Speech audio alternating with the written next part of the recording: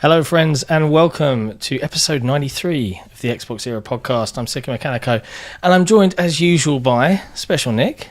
What's going on? And we are very pleased today to have a very special guest, Taylor Lyles from IGN, tech editor, previously from The Verge, here with us today for the first time. How are you doing, Taylor? I am doing well. Thank you for having me. It's an absolute pleasure. Thanks for making time for us, Taylor. Yeah, absolutely. We got a interesting topic, hot topic today to talk about. So, why has something gone on this week? Just a little old thing. Definitely not one of the biggest things to happen in gaming history. Definitely not that. My God. Well, we're going to get into that, but I would be remiss of me not to do two housekeeping items first. One, to say a big thank you to Jesse, who is, as always, hiding in the background, pressing all the buttons, pulling all the levers. So big thank you to Jesse for doing that. And two, very, very, very quickly, to our audience watching right now, Boomstick XL is like in very, very... What's the phrase you would use, Nick, in Australia? A bee's penis, I believe, is the bee's, phrasing. Yeah, something in the like UK, that. we would say a gnat's cock. It's this far away from reaching 10,000 subscribers on YouTube. So if you get a moment, pop over to Boomstick XL's channel and give him a sub, just to give him that moment today, because he'll be very, very happy, and he definitely deserves it. He's a great guy and does a lot of cool podcasts every day, so definitely give him a watch. And with that said, before we get into the day's news, you guys been playing any video games lately? Yeah. Taylor? Yeah, I've been playing Redacted, and also dipped a little bit in God of War for the PC. Very good port. But yeah, I won't talk too much about PlayStation because this isn't the applicable podcast for this part. It's all good. I have to admit, I picked up the Steam port of God of War. I've played. I'm coming up to my Steam. Do I refund this or not? Because I get a bit bored of these, kind of monolith. They're not always my type of game, and I'm teetering, so I've got about half hour worth of gameplay left to see if I want to kind of see it through. I mean, it's very pretty, and there's very solid performance, and it looks great in ultra wide on PC. It supports ultra wide, does it? Yeah, 21:9, not the full 32:9, but it looks nice. It looks very nice. But yeah, other than that, I've barely had a chance to play anything this week. It's been far too busy. Life has been far too difficult. The news has been far too prevalent and overwhelmingly causing lots of stir and busyness in amongst the teams. So I'm sure that's probably, Taylor, you work with IGN. That must be a fun Slack channel if you guys use Slack or Teams or whatever you use, chit chat or Discord. Slack was eventful this week, yeah. They do use Slack. I was listening to IGN podcast Unlocked, and Ryan mentioned that he got a text from one of, I think, the graphics guys or something like that saying, dude, look what's happened, look what's going on. And Ryan was saying how he quickly got up and checked Slack and couldn't believe what was happening. Yeah, I woke up that morning, I got a text. It was like, hey, heads up, something big's gonna happen at about 8:30 your time. I was like, what? And then I go on Twitter real quick. I saw, what was it, the Wall Street Journal, or maybe it was Bloomberg, or maybe it was both of them. I was like, what? And I was like, what? And then there was the official Xbox Wire post that came at 8:27 my time, and I was like, what? Oh my God. Yeah. Unbelievable. Insane news. And I think it's gonna be the main. There's lots of different things to touch on, and Taylor, I'm sure you're aware. I think we mentioned it just before we went live. Nick and I got together that evening and did luckily Nick's off, and a working week didn't matter too much time zone wise. We did a quick emergency podcast on this to kind of chat about the implications. Since that point, there's been a few developments, some tweets and things that are probably worth touching on. But I mean, what's as a way to get started, Taylor, you're working with IGN. You've kind of been looking at tech and been around the games industry for a while. To kind of segue us in, because we always like to find out a little bit about our guests when we have them on. So I want to pry just a smidge. Could you give me, in a nutshell, how you kind of got to where you are now, and then like you say, you've been seeing this kind of all the different things that have happened in the industry over the last 20, 30 years. This is a pretty big one. And then maybe we'll get your thoughts on kind of what you think the implications are, and then we can get rocking and rolling and have a look at everything else. Yeah, absolutely. Yeah, so hi, I'm Taylor. And yeah, I feel like, I mean, I'm 26 for context, so it's funny because when I think about other big things that happen in the gaming industry, like in history, I was like, I feel like this might top it right now. I thought it used to be it used to be when Microsoft bought ZeniMax, which was like I was like, okay, they were just like, hold my beer. I was like, all right, I guess so. But yeah, I'm Taylor. I'm 26. I live in the United States. I live in Maryland. Sometimes I go on podcasts and I rep some Maryland gear because I gotta show some love to the Maryland fans out there. Not? Yeah, why not? But yeah, I started writing like about games when I was in high school. Like about sophomore year, and I was just doing that just like as a way to just improve my writing. Not that it was like terrible or anything. It was just a little scrappy. It just had to like, tighten up things. Yeah. And it was just it was about 2019. I decided, 2019, I was like working at a sales job. I hated it. It was very dead end. And I just was like, you know what? I'm just going to just try to, cause like I was doing like unpaid or, work and stuff like that up until that point, but it was like very on and off. And like 2019, I decided, I was like, okay, I'll just kind of just dive head first and just see what happens. And, I was like freelancing for a bit with like Digital Trends and Business Insider. And, I think it was like December 2019. I saw that The Verge was hiring for a job that like fit my qualifications. And I went into the interview process. It took like a few weeks, and then I started working there in February. I was there for a little over a year. I got an offer at IGN to come be a tech editor. I was like, oh heck yeah. So wow. Yeah. Right. It was wild how turbulent it felt for the last like few years, but I feel very lucky and thankful, blessed and all that stuff. And I'm especially glad with what I get to do at my current job, where it's like I've noticed specifically leading up to the release of like the 9th gen consoles, like the Series X and the S and the PS5, I realized that there was definitely a market to kind of focus more on like the tech and like the how and the why, because I felt like previously like gaming talked about it, but not really to a point where like you would see at like a more tech focused website. And so I wanted to kind of focus my beat a little bit more on like tech and like how it's influencing and impacting the game industry, because I'm not really seeing that a whole lot from gaming websites. So I was like, okay, cool, I'll hop right in, I'll ride this little wave and let's see what happens. So well, I think it's part of the parcel of the medium growing up with us. Like you're saying you're 26, here I am thinking, oh god, I'm really old. Man, I don't even know how Nick feels right now. Like, good lord, so I look older oldest than I already do. So, wow. But as I've grown up with the industry, before it was just a box and it played the things I like, and then as you get older and you start reading it and you kind of peek behind the curtain a little bit, you start to get interested. And we saw it, especially I think with the Xbox One, PS4 gen, teraflops were a big topic of conversation. 900p versus 1080p. Do you remember those times? Yeah. It was bad times if you're a big Xbox fan, I think. But I think that was the real, and we've seen the success of sites that look into the tech of Digital Foundry and stuff like that has seen really, really big success over the last gen.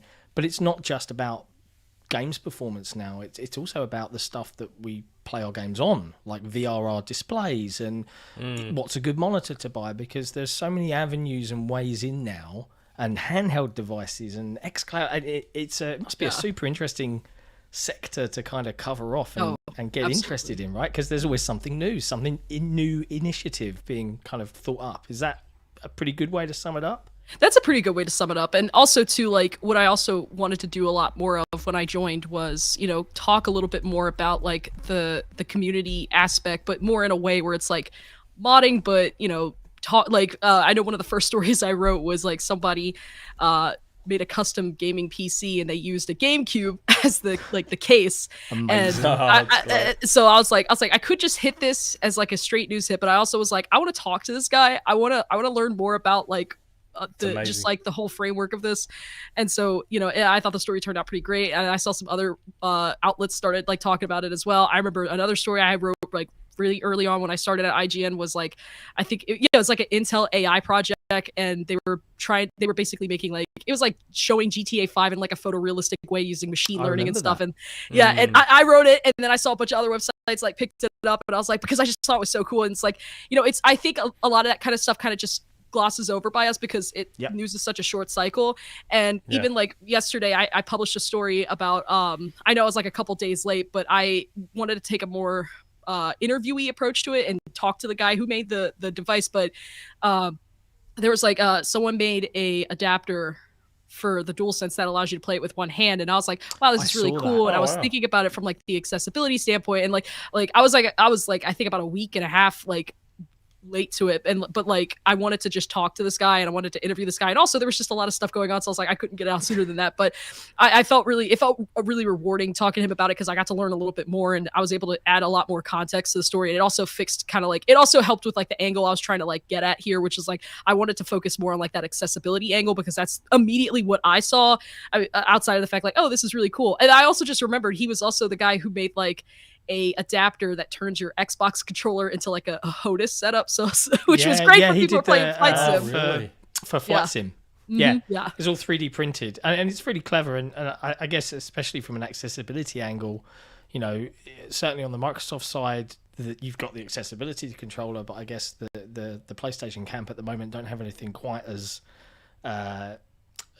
broad that covers so many bases, right? So that is one angle to look at it, where is this something I can download the 3D prints, I can go get them made, and it might be able to help some people, which is a great way to look at it.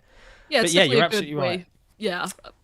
There's been a lot of news this week, and as we touched upon at the beginning of the show, there's just one topic of conversation that I think every podcast, every pundit is going to cover, and that is obviously Microsoft's announced acquisition of Activision Blizzard. I renamed the OT on our forums to there's an acquisition OT where lots and lots of fans discuss like, what business might Microsoft do? No one saw this coming. I renamed it today to Acquisition Blizzard, because I thought that was a really funny name. Someone's gone and edited it into something else less clever. I'm very upset. I didn't do that. I'm going to find out who did it, and then how long it took to update the Studios OT? Have you put all the new studios in already? Yeah, it took me a full day. It's like I was working. Like, it took me a full day. Well, that's the first time you've really worked on this. I know, that's the first time I've done any work. Like, it took me the entire day. And the part that took the longest wasn't all the graphic design stuff, because I used to be a graphic designer. I can usually whip up that stuff pretty quick. It was like doing the research on the studios. Yeah. I wanted to add Vicarious Visions to it. Because even Vicarious Visions is a weird one. They're still technically alive, but they're kind of their name is part of Blizzard, and it's this weird thing. But I wanted them in there. Do you know how many games they've made? Who? They have made so... I could not believe on Wikipedia the list of games that Vicarious Visions have done. And it's been almost all Game Boy Color, Game Boy Advanced, Nintendo DS, a lot of portable stuff. But man, just doing all of that made me realize just how much Microsoft are about to acquire. Like, it's just bonkers. It is absolutely crazy. And I guess that's what I wanted to kind of start off with. I think everyone, I've come to terms with what I read. Like Taylor was saying earlier, like, what? You kind of double take it. You sit there and you think, is this for real? Like, because we all thought, let's rewind 2020 September. Oh wow, that's a lot of money. That's a huge deal, and that was big. And this is just a whole other level of insanity. Crazy. And I think that the gaming community, or certain sections of it, they're not coping very well. There has been hot takes galore out there. I get it. Don't get me wrong. I understand. Like, if... I'm just trying to think of the best... Like, this isn't anything new. Like, acquisitions have been around forever. I just think... What I think is happening here is people are starting to slowly realize the level Microsoft are playing at. So this is ultimately the playbook that Nintendo wrote back in the 80s. Yeah. They did. Anyone who's old enough will know that Nintendo, people say, oh, Microsoft evil, Sony evil, Activision evil. People don't realise what Nintendo were in the 80s. Nintendo versus Sega. Nintendo in the 80s and early 90s were brutal. Like, Sega had to port multi-platform games themselves because of what Nintendo were doing. So imagine now if we were in a situation where hypothetically, Sony wants Call of Duty because Microsoft's locked away Call of Duty, and the only way they can do it is if Sony uses one of their first-party games to port it themselves. And that's how they have to get it. That's what Sega had to do. Sega had to port a lot of multi-plats themselves because of the agreements Nintendo had. Nintendo were brutal. And then Sony edited that playbook in the 90s. They bought Final Fantasy. They bought a publisher. They bought Psygnosis in the 90s because they wanted games for their upcoming PlayStation. Psygnosis, sorry. Sega. Listen, the Sega one is legit. Leave me alone about Sega, please. We've talked about this before. Psygnosis, whatever. They were one of the biggest publishers in Europe at the time. They were. When Sony bought them. They bought Final Fantasy so that Nintendo wouldn't get it anymore. They money had a Tomb Raider, Resident Evil, so Sega couldn't have those anymore. This is a tale as old as time. It's just that Microsoft's doing it with a far bigger wallet, which I think is what people are starting to now come to grips with. The level of money Microsoft has is just unfathomable. They've also got very different business goals. If we were to look at Nintendo, they are very unique in the way that they approach the games industry. They are primarily surviving off of their first-party titles. Their titles are evergreen. They're always float at or around retail price from the moment from launch until the end of time. Microsoft aren't really in the same fight as Nintendo and Sony now. They're thinking bigger and they're thinking 10 years in the future and things like that. I think the most entertaining thing for me this week has been, I guess, just reading a lot of the very reactionary takes a lot of the very, very... I think Destin Ligari from IGN touched on this. He did a video today. We saw a really great post brain dump from Synth, who's a moderator and friend on the XboxEra Discord, where it's like, look, you're dealing in a scenario where for the last decade, Microsoft was not supporting Xbox until Phil came into the role, and then it became a pillar like Windows, like Azure, etc. And you had a company, Sony, going poking a bear for the last 10 years. Yeah, we're going to lock you out of this. We're going to buy this up. And what frustrates me in this industry, and I think it's a perfectly fine thing to call out, right? And I appreciate it's a hot debate. There is a very, very... It feels like one rule for them, one rule for the other. Yeah. And the prime example that I think is most recent in everyone's memory is Tomb Raider exclusivity. Microsoft does a very Sony thing. This game was going to get made, but we're going to pay to have it here first. Yep.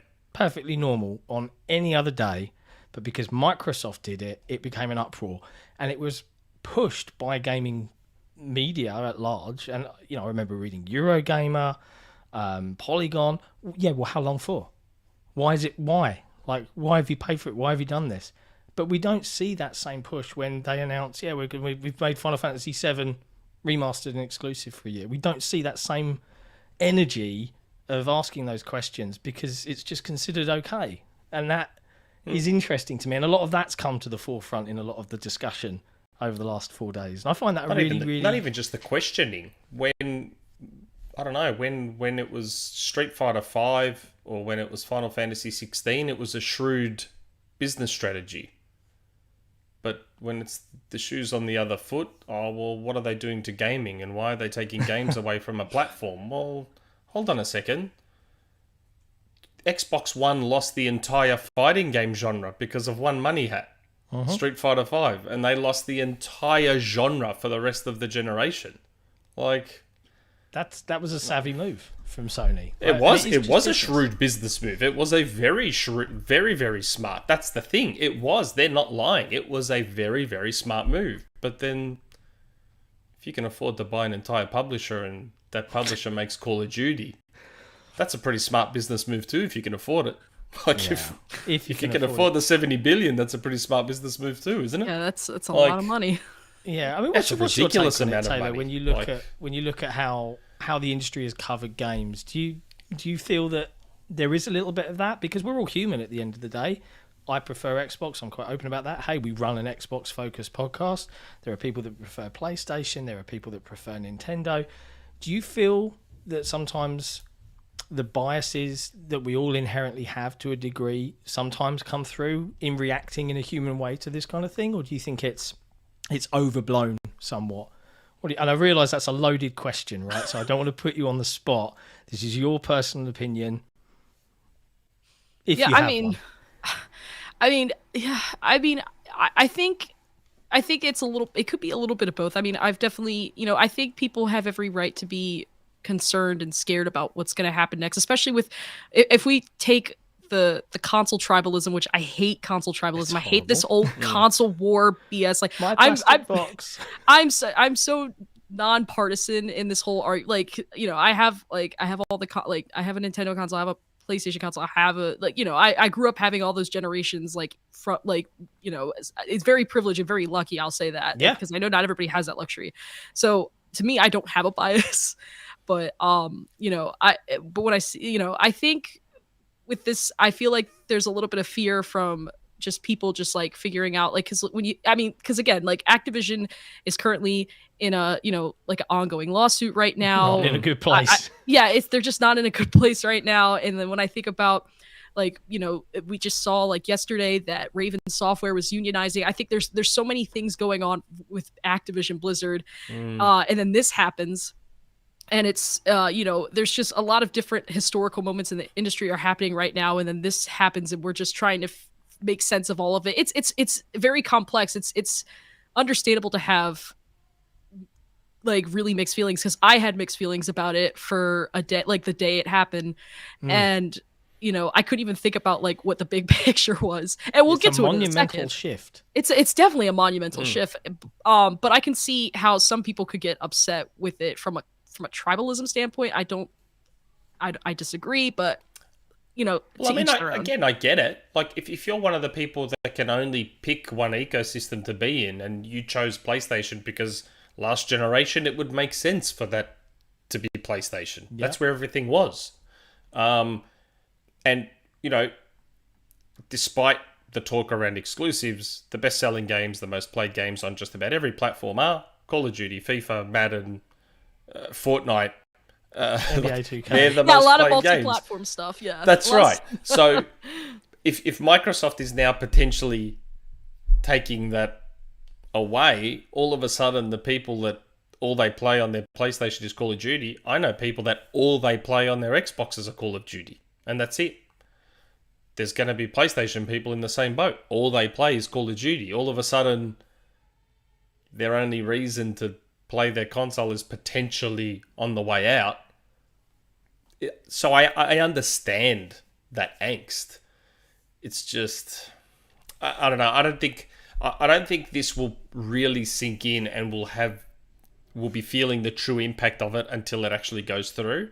Yeah. And then Microsoft can be clearer on what comes next. Yeah, I think that's because right now, I would argue that legally, there's not a lot Phil can say in great detail. Yeah.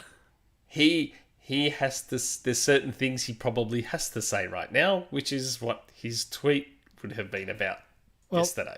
That's a good segue, right? So let's talk about that tweet, right? Because let's clever add wording. Some context. Let's add some very flavor. Clever wording in that tweet. Well, I don't want to talk clever. just about the wording. So this got announced. The internet and the gaming media and gamers themselves went nuts, and it was all everybody was talking about.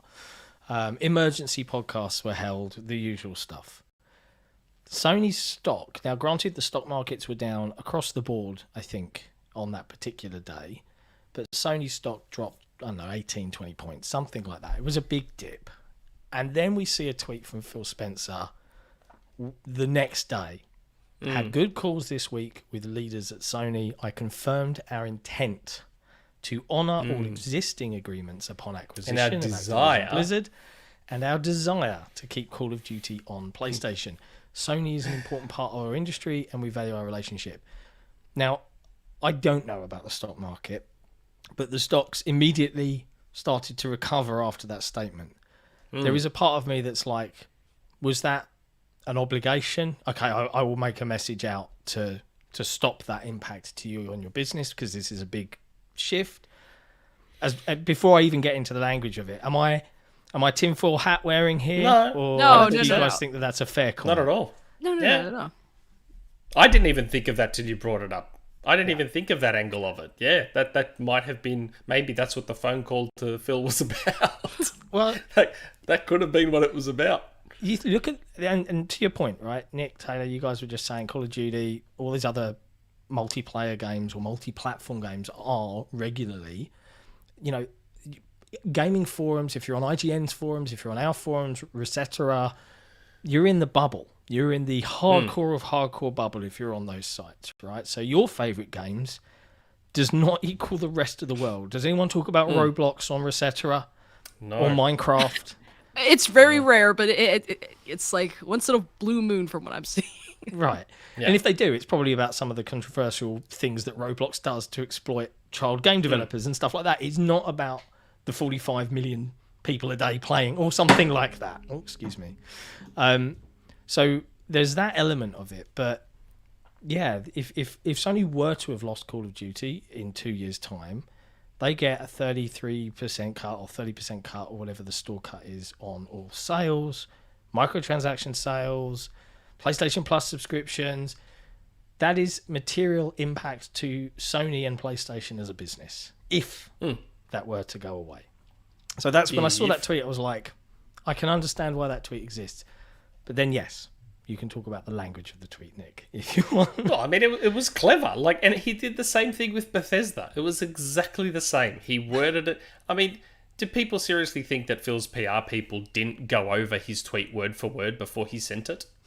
We've got 280 characters, people. Let's make it work. Careful what you say. We're not doing Twit longer no more. No Twit longer here. We doing the default Twitter.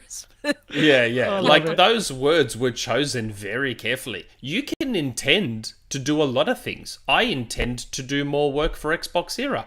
Is it going to happen? Fair chance it doesn't. I can desire a lot of things that I'll never get. Like, Ferraris. That's right.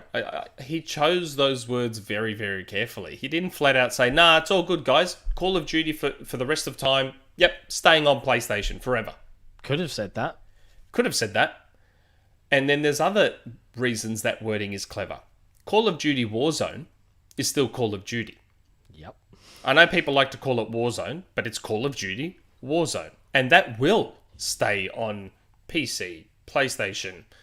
That'll stay on every platform it's currently on for God knows how long. 10 years, 15 years. But the mainline Call of Duty games, I doubt will be on PlayStation past 2022, 2023. But Warzone will. So Call of Duty will still be on PlayStation. Yeah. Even if those main games aren't.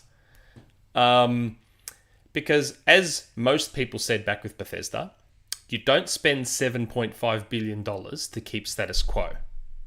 Guess what? You don't spend $69.7 billion to keep status quo either. Like, it's just... Well, yeah. I mean, what do you think, Taylor? Do you think Nick's right, and do you think that we'll see, Call of Duty mainline games disappear after on the PlayStation platform after that period of time, or do you think that there's something else at play here? Is Call of Duty too big? What's your take? I could see it. Honestly, I could see it going either way, but I feel like if I had to give like a definitive answer to like firmly answer your question, it wouldn't surprise me if, Call of Duty ended up just being strictly on Xbox moving forward. Like, obviously you'll still have Warzone on, like PlayStation and things like that, but like in terms of like new installments, like like a Black Ops, whatever. I don't know how many Black Ops they've done. I don't play Call of Duty as much as I used to. I kind of stopped playing like after Black Ops 3. It just wasn't vibing with me anymore. But and then there was also like a rumor, I think Bloomberg had said the other day or something, that it might not even do annual releases anymore, which thank God, I hope that's true, because me too. Just so those devs get a break. They have that's the other aspect of this. They have everyone on Call of Duty. All these talented studios. Yeah, there's a lot of support studios. Everyone is on Call of Duty. So there's a lot of layers to this beyond, where are my games going? It's so much more than that. Yeah, until this was announced, everyone and their grandmother was digging their boots into Activision over the fact that all their studios were working on Call of Duty, over the fact that they treat their workers badly, over the sexual harassment stuff. Everyone was happy to dig the boots into Activision. Now this gets announced, and we all know that Microsoft is going to have to clean that up, and they've basically made a commitment to cleaning it up. Isn't that a good thing? I think it's a good thing. I mean, I think it is a good thing. And again, to get to that point, to finish the point I had that you had asked me earlier, was just it wouldn't surprise me if we see future Call of Duty games outside of Warzone. I feel like Warzone's never going to be pulled. I can't physically see myself seeing future Call of Duty games on anything outside of the Xbox ecosystem.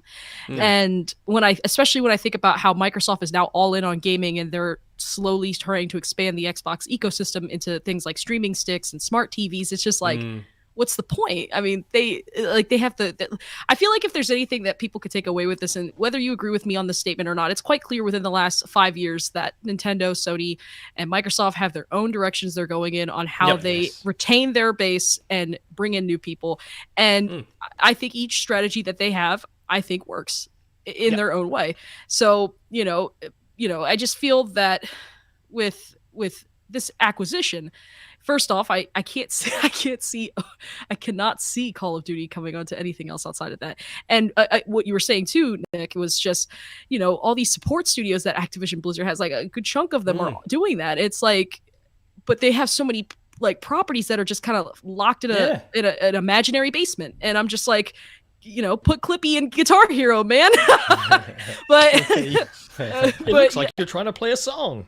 I was speaking to a couple. I saw a couple Xbox execs at the Game Awards. It was so funny because I was trying to lobby why they should make Clippy an assistant on the Xbox Series. I would buy that. I would buy it so hard. Just things it looks like this game's day one on Game Pass. Would you like to pre-install it? Looks like this game's on Quick Resume. Would you like to pick up where you left off? They could even put it as an AI in Halo Infinite. As your Battlefield AI, like a little Clippy AI that's it looks like you're trying to fire this AR. I want it. I want it in my life. Wouldn't be a bad idea. And I think with this acquisition, I feel hopeful that Microsoft is going to tidy that up and be okay, we're not going to have all of y'all just working on Call of Duty anymore. We're going to dig up some of these IPs we have, and we're going to bring back some stuff. We're going to have because I remember, what was it? I think last year, the developer that worked on the remake for Tony Hawk's Pro Skater 1 and 2, and then I heard it got demoted, I guess, to a Call of Duty support studio. I was why? I thought that game did really well. Why is it being kind of demoted in this way? So it's same with Crash. It did, the developer made Crash 4. I was it just, I think I saw a tweet earlier this week. I can't remember who wrote it, but they had said something about where it was basically along the lines of something. I'm not quoting verbatim here, but it was just basically along the lines of I think it was developers that made a game that wasn't Call of Duty or whatever. It had to be $1 billion franchise for Activision Blizzard to kind of invest in. With Microsoft, it doesn't sleep. I mean, you see what Microsoft is currently doing right now, and you're seeing all the money they're investing and so many different things. Microsoft has made it clear they are all in on gaming for Xbox. So I think exactly. And I'm so glad they're doing that now. And I think a lot of that has to do with Phil Spencer. So I hope that with this acquisition that we'll see a lot of these developers get to work on stuff that isn't just aiding in Call of Duty support and, getting to make some really cool things. I like to see a lot. I hope to see a lot of All in the Family type things. Like, I don't know, let Toys for Bob make a Banjo-Kazooie game or something. Yes. The opportunities ahead of Microsoft now, because people don't get how many employees there are in Activision Blizzard alone. 5,000 plus employees. Yeah. That is more than the entirety of Xbox Game Studios. King has a lot. King as well. The mobile division. There's a lot of people out there, and there's lots of different avenues where these resources, and I get there's fear of layoffs, right? There's publishing teams, there's customer support teams, there's things that might not jive necessarily with how people would consider Microsoft would do business, but I think they learned from previous acquisitions, Lionhead. They've learned particularly from when they acquired Minecraft, and to this day, Minecraft just seems to be, we'll do what the hell we like, Phil. What do you mean you want Minecraft on Game Pass? You wait a year before I even think about it, says Mojang. You've got those guys, but then we've got these new people coming in. They're probably just going to leave them alone and have them operate as these siloed entities. Like Bethesda. Similar to what the ZeniMax acquisition did, where they're still kind of like, So, the IPs, the resources, the creativity, the talent, that's what they've acquired, I think, more than anything else. We were just talking about Raven. I know. On our last episode, I was like, please, Microsoft, pry Raven out of Activision. Instead, they just went and bought all of Activision. They were clearly but I'm glad they listened nonetheless. I love Raven Studios. One of my favorite studios. So many great games. And they made Hexen, and they made Heretic, which now Microsoft has as well. Which is Hexen used to run on idTech back in the day. Yes, ran on idTech. Guess what? A new Hexen can run on idTech again now. Phil literally tweeted about how I think we have Hexen now. We have Hexen now. It's exciting. Man, there is an irony about it though. Activision had everyone on Call of Duty, and if it wasn't Call of Duty, and if it wasn't making billions of dollars, then they weren't interested. Microsoft had that turn. Oh yeah, had their turn in franchise. That arena as well. If it wasn't Halo, and it wasn't Gears, and it wasn't Forza, sorry, you're not getting a sequel. If you don't sell like Halo CE straight out of the gate, you're not getting a sequel. Sorry. Recore. And they shut down Lionhead, and they got rid of Twisted Pixel, and they shut down Ensemble, and they I want another Blinks game. I want another Blinks game. Anything is possible now. They've got like 32 studios and like something like 50-something teams that can make 60 games. Yeah, well, there you go. The world is Xbox's oyster at this point. It's kind of insane. Man, I want to pause for a second because we really got stuck straight in, and there's loads still to talk about, but we have super chats. 200 odd people watching us right now, and there are some super chats to hit up. Faisal, first of all, welcome Taylor, have a great show, Jesse and friends. Thank you, Faisal. Capital F. Yes. Big friends. Important question, Taylor. This is interesting. 26 years old. This could go either way because it could have been it's part had of a revival with Netflix. It's had a revival with Netflix. Taylor, very important question. This is arguably very important, the most important question you're going to be asked. Do you like the TV show Friends? Yeah, it's all right. It's okay. It's good. I like it. It's just, I like it. We're so old. We're out on the island on our own, dude. I like it. I'll take it. I'm going to take that as a yes. All right. I like it. It's just like when I think of other sitcoms like around that time when I go back to, I feel like that's like one I'm like I might go back to it. I just, but I liked it. Yeah. I don't know. I'm on a Full House kick again because rest in peace Bob Saget. Yes, Bob Saget. I just really love Full House. That's such a good show. And then Full House was good. I used to watch that too. It was pretty good. I thought it ended at just the right time because I thought it was losing a little bit of steam halfway through. So I'm glad that Netflix kind of decided they're like, you know what? I think we've ride this wave long enough. Let's end it proper. It's very rare for a studio to do that. Like, instead of just pushing out sequel after sequel and then well, like what we were talking about. I gotta say though, my favorite episode of Friends was the Thanksgiving one, or the one with Ross's sandwich, and he just like had like that nervous breakdown. my sandwich, my sandwich. The Friends reunion it just was like a tearjerker too. Just that was great. It was so good. Taylor's answer was better than Jason Ronald's, and it was better than MVG's. It was better than MVG's is worse. No, I hate that. Jason Ronald. As soon as this happened with acquisition, I messaged Jason Ronald. I said question, and he knew straight away exactly what I was going to talk about because he reacted with a laughing emoji. I said question. So, I know backwards compatibility is over, but can't we do one last batch with anything that was trapped in licensing hell with Activision now? I don't know. I'm not. No comment. It's funny. We started talking about old games, and he was saying how he's doing his yearly playthrough of Final Fantasy on the NES and all that sort of stuff. I said, I do that. Like, I play Super Punch-Out, Super Nintendo Super Punch-Out, like, all the time. He's like, what? In between your friends' marathons? And I'm just like, wow. Look at this guy. Check this guy Who do you think you are, Jason He's Ronald? got jokes and everything, this guy. Like, check him out. Unbelievable. Oh, man. We've got funny. 99 Rukin. I hope it does. 99 Rukin says, imagine an Xbox Smash Brothers with Blizzard cutscenes directed by Ed Boon if he agrees to it. Also, who will be next after this deal is done?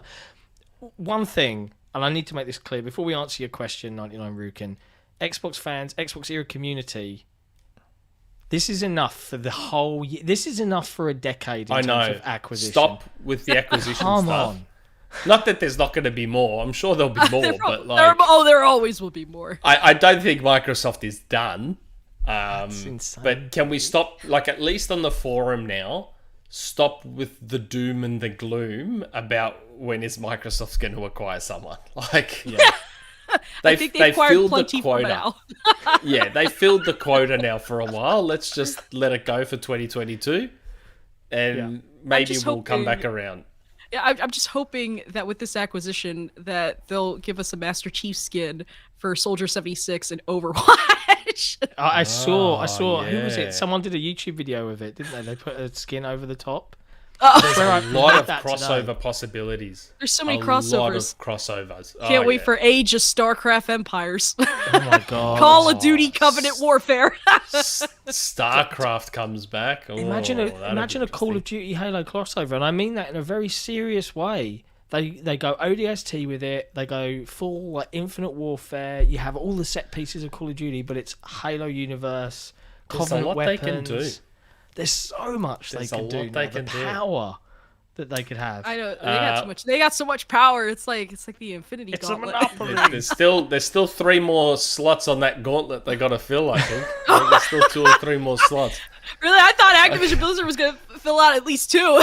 Nah, that's the Power Stone. They've got There's still like the Reality Stone. Don't worry, there's still a few more. Blast the base. Compound sentences. I confirmed our intent to honor existing contracts. I confirmed our desire to keep Call of Duty on PlayStation, which goes back to what we were talking about before.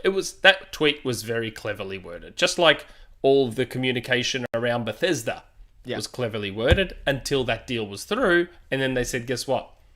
It's going to be where Game Pass exists." Yeah, which is what will happen here. Here's the thing, right? I know that everyone is saying that this should conclude by June 2023, right? That's the worst case scenario. Well, they were saying like it'll complete sometime during like the 2023 physical year, which I think it ends June something. Yeah, that's right. I reckon it'll be by the end of this year. I reckon that's my guess. There's a part of me that thinks it might be a little bit sooner. You know, they worked all over Christmas. They only started the conversations in November. Like allegedly. They've gone through all the books, made the offer. The offer is accepted. It's gone through solicitors. It's been greenlit, and now they can announce it. They did that over Christmas. Take 2 weeks off for Christmas. Like, I wonder how quickly this might actually complete. Bethesda was 5 months, 6 months. Yeah, about that. It was roughly about 6 months. Yeah, something like that. Add a few more months because they're a bit bigger. Yeah, I don't know. Is that how it works, Taylor? I don't even know. Does the size even make a difference ultimately in the end? I mean, I don't think I'm qualified to speak on that, but to me, it wouldn't surprise me if this lasts 6 to 8 months before it's like, okay, ink is dry. But we'll see. I mean, Activision Blizzard is definitely a lot bigger than Gargantuan. ZeniMax's. So yeah, so it's like, well, I mean, it's like they when I say took out, it makes it sound like we're doing like Hitman targets, but it's like they acquired one of the biggest like gaming brands. Like it's like acquiring an EA or acquiring an Ubisoft or a Take-Two. It's insane. So, and I remember before the new gen consoles were announced, there was all this smoke about Microsoft were fishing for EA, they were fishing for this, they were doing that, and people were hearing. I remember reading about it on Polygon. And people were shooting it down like, no, there's no way that this would ever happen. I'm pretty sure people said that about Bethesda, and look what happened.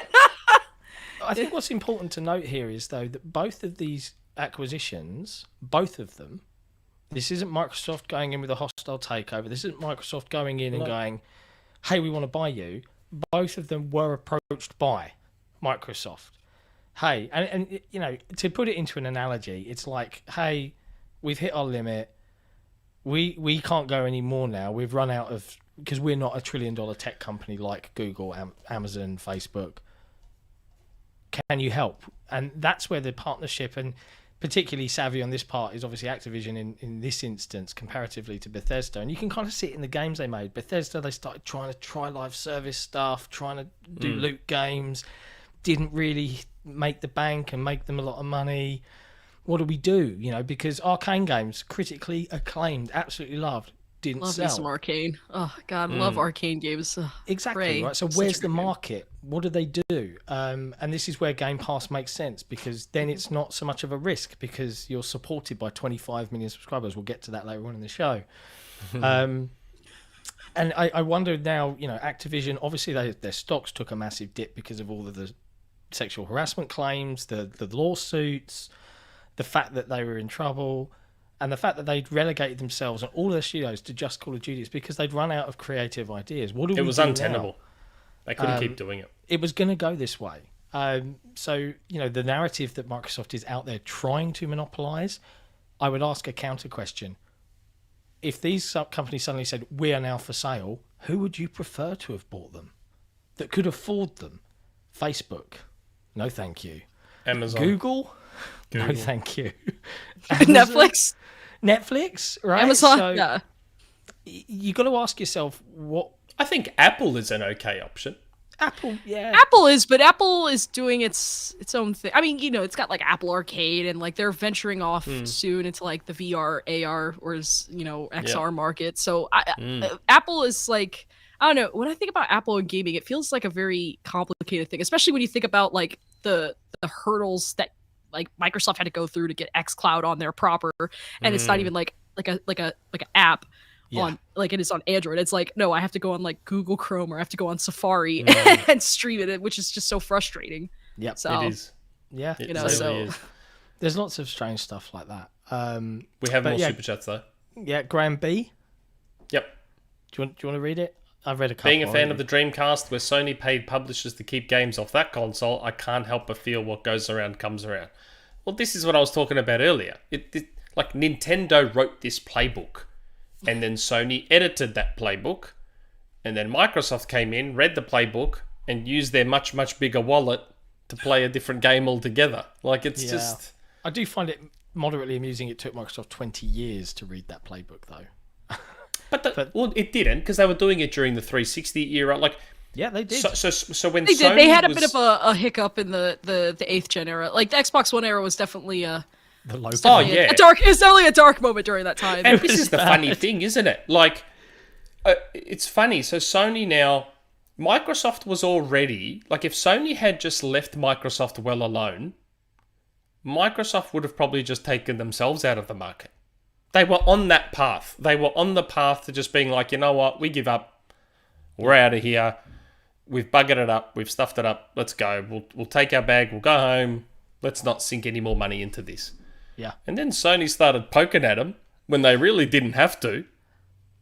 And now look what they awoke. Like, they should have just left them alone. Like, there was no need to sit there and try and finish the job by taking away Street Fighter, taking away, like, literally almost the entire Japanese suite of game development. Like, there was no need. They just set a fire under them, and now here we are. It's just, I just find that funny. Microsoft is a was little on bit the funny. way out.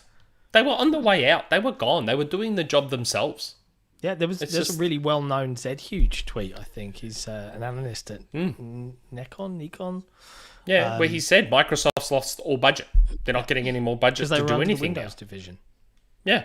They were like, that's it. Like, that was it. They were put under Windows, and that was the start to them just slowly fading away into nothing. Yep. Yeah, and then And now look. they poked the bear, and now look what's happened. It's just... It's kind of crazy. It is, isn't it? It's really funny. Oh, well, what are you going to do? Yep. Joshua Kuma. Xbox Star Wars game at E3 2022. Nick, predictions? I don't know. I have no idea. I mean, if Microsoft keeps acquiring, like, they won't need an E3. Whatever Microsoft does, whatever show they do will just be E3. They're going to own so much. That I know. I just it'll feel like be E3. E3 just, I don't know, E3's just not really needed anymore. I guess in its current state, it's just like, especially it's kind with of just, not, is it? it's not. It's like, Nintendo and Sony and Microsoft, they've all done their own events. They've all pulled some pretty solid numbers. So it's like, Yeah. I'm sitting here like, do we really need an E3? Not really. I think It's just... as a fan growing up and watching E3, I'm Yeah. sad of its passing. Because, Yeah. for someone that isn't in the media, in the truest sense of the word, right? Aspirations to be, perhaps. But, I used to take a couple of days off. I'd enjoy watching all the announcements. I'd enjoy the communal excitement around this solid, focused week of, Gamer Christmas. And that's what it is. And that is what it is. It's just ads to sell us the next bunch of things. What E3 provides that you don't necessarily lose with E3, but you need someone to come in, or for the industry collectively to come together. What E3 provides is structure. So everyone knows that every year in June, we're going to have this week. We're going to have this week where we hear all this amazing game news. We're going to see these great shows. We're going to have huge moments. We're going to have funny moments like Konami's 2010 show. We're going to have all these amazing things. Let's get ready for it. Take E3 away, you lose that structure, and you get the horror that was 2020's thing, where all this whatever crap that was spread out over 6 months, and it was just... So if you lose E3, one could say you lose that structure, but at the same time, maybe the industry still gets together to do something during that week and say, okay, guys, let's all get our shows in that week or two. Yeah. I don't know. Maybe Jeff Keighley puts something together and he organises it. Like the Game Awards has slowly overtaken E3 now as To the an next E3. To an extent, yeah. I mean, I feel like Gamescom has definitely helped fill the void in some ways as well. A little bit. But yeah,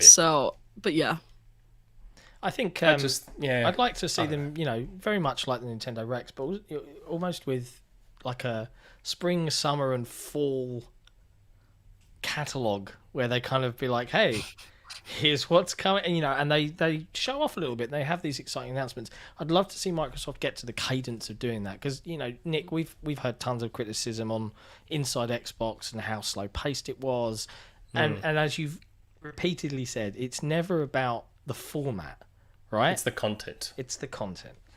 And they've definitely got enough teams in theory within the next Content year. shouldn't be a problem for the next few years. Microsoft has foremost always been a software company. Now it's just finally catching up to the gaming division. Yeah. Yeah. I mean, it's the scale of man. it is... I just can't get my head around it yet. I don't think it's still They're just building this little Game Pass empire. It's funny. So here's the funny thing. Back when they acquired Bethesda, I was like, oh, look, personally, Bethesda doesn't super excite me because outside of Doom, I don't really play Bethesda games. Same with Activision. I don't think I play any of Activision's IPs. I bought Diablo 3 just because everyone was hyped about it. I play Call of Duty very infrequently. Modern Warfare 2019 was the last one I bought, and before that, it was like, I think... Modern Warfare 3 was the last one I had bought before that. I'm not big on Call of Duty, both these acquisitions don't do much for me personally in my taste. It's great now that every year or every second year, every third year, whatever happens with Call of Duty, it's great now that I can just try it out with Game Pass, and if I like it, great. Play it on the cloud. That's the best part about it. Like, this is like, if you're someone who subscribes to Game Pass, how can you not be excited about stuff like this? You're gonna have all these extra. I mean, Microsoft just continues to add value to your subscription. Yeah. No, I If agree. you hate the subscription model, that's fine. I understand that, and I understand the concerns around the subscription model and all those sorts of things. But if you do subscribe, the more Microsoft acquires, the better Game Pass gets. It's also that's the long and the short of it. It's true. It was true when it launched, and it's true now. If you buy 2 Microsoft first-party games a year, and let's say they're $60 a piece, That's you your may year as of well Game Pass. subscribe to Game Pass. And there are people that will go, but I care about owning my games. I'm like that too. I'm very much I'll chime in on this because I'm very much a pro physical media person. Like, I love buying my discs. I love having that. Like, it's just like which I prefer that. I like seeing the box art on my shelf. But I got to be honest. This generation. I mean, I've bought some discs for my PS5, but I have yet to buy a single physical copy for my Series X. Yeah. I have Game Pass. It's like, because I keep thinking about it. I was like, I'm mostly playing my Xbox for first party stuff anyway, so I'm like, what's the point? I'm already subscribed to Game Pass. Why am I gonna use this to buy? Why am I gonna buy these games? Although, I feel like with certain Bethesda games, I might just buy the disc just because I just really like Bethesda. I love the they ZeniMax usually do brands, really good special editions too. They that too. So it's like, I feel like in that instance I'll probably still buy those, but it's like, again, at that point, right now it's just like, I have Game Pass. It's giving me everything I really want right now. So it's like, here's the beauty of it, though. Here's the beauty of it. We're almost back to Microsoft fulfilling their vision for Xbox One. Microsoft wanted you to buy the disc, which would then give you the digital copy. And you can just put your disc on your shelf. And like you said, Taylor, if you love your box art and you love having your physical disc is there. And then you'd have a digital copy that you can play whenever you want. Game Pass still technically allows the same thing. So when Fallout 5 comes out, you can play it day one without spending an extra cent. Then one day in 6 months, a year, when you see Fallout 5 on sale for $10 in a store somewhere on disc, you can still buy it, have your box art there, have your disc there on the shelf, but you were still there day one to play it with everyone else. Yeah. Get the best of both worlds. It's true. I get to have my cake and eat it too in this instance. That's exactly right. But again, I understand that Game Pass is not for everyone, because I've definitely had this conversation with people before the past. I'm like, okay, well, if you're mostly just playing multi-platform stuff on your Xbox, that's going to be a hit or miss. I mean, there's definitely been a few big ones. I mean, we got Rainbow Six Extraction. There's Rainbow Six Extraction is the most recent example. But again, that's a very hit or miss. With the first party stuff, that is a shoo-in. So it's like, and again, it's like, if all you're buying is first party stuff, you might as well just subscribe to Game Pass. And if you're that hung up on the third party stuff, then again, just go buy the whatever third party stuff that's on there, because sometimes it comes there day one, but again, it's like, you don't know how long it's going to be on there. So yeah, that's true. And it's funny you said that, because last week we were talking about how I have a brother-in-law who has never subscribed to Game Pass. When I asked him why, he's like, well, I only play Call of Duty. He's like, that's all I play. I just get Call of Duty every year, and that's all I play. So I rang him up the other day. Guess what, mate? Hey, man, you ain't gonna believe this. You're not gonna believe this. Guess what, buddy? So yeah, he was pretty excited that he'll never have to pay $100, because in Australia, games are very expensive. Rest in peace. Press an F in the chat for respects here. For he said, you don't have to pay $100 for Call of Duty ever again. He was quite excited. On the subject of physical games, and I appreciate. I noticed that. I sensed a segue, and I'm like, ooh. Yes, it was a good segue that Taylor mentioned the discs. Thank you, Taylor. Limited Run, printing their first Xbox game. Do we know what the game is? We don't do when the power of the internet compels me to know. I don't think they announced it.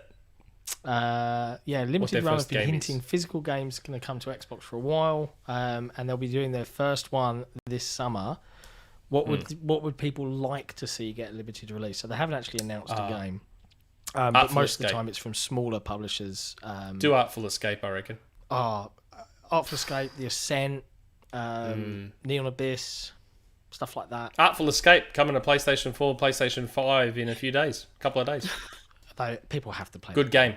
Did Psychonauts 2 ever get a physical release? I don't think I ever saw. Well, I don't think I ever saw on every format except for Xbox. It's getting okay. So yeah, okay. Well, I would like. Look, I mean, I really like Psychonauts 2. So it's like if they did a physical copy for it on Xbox, even though I already beat it. It was the really same thing with that Quake remaster that got a limited run release on everything but Xbox. Yeah. Wow. And that's what makes Microsoft me think. Does that mean that Microsoft has ditched that archaic minimum print requirement for limited run to be doing their first Xbox game? Must be. That's my assumption. Do you know the reason why they had that is because they don't print their own discs. They pay for them to be printed. They don't have their own. Okay, well in that sense it makes sense. The others do. Yeah, that's why they always had a limit of like 50,000, I think, or 30 to 50. That makes sense. Okay. Wow. Okay. The more you know. Learn something new every day. Yeah.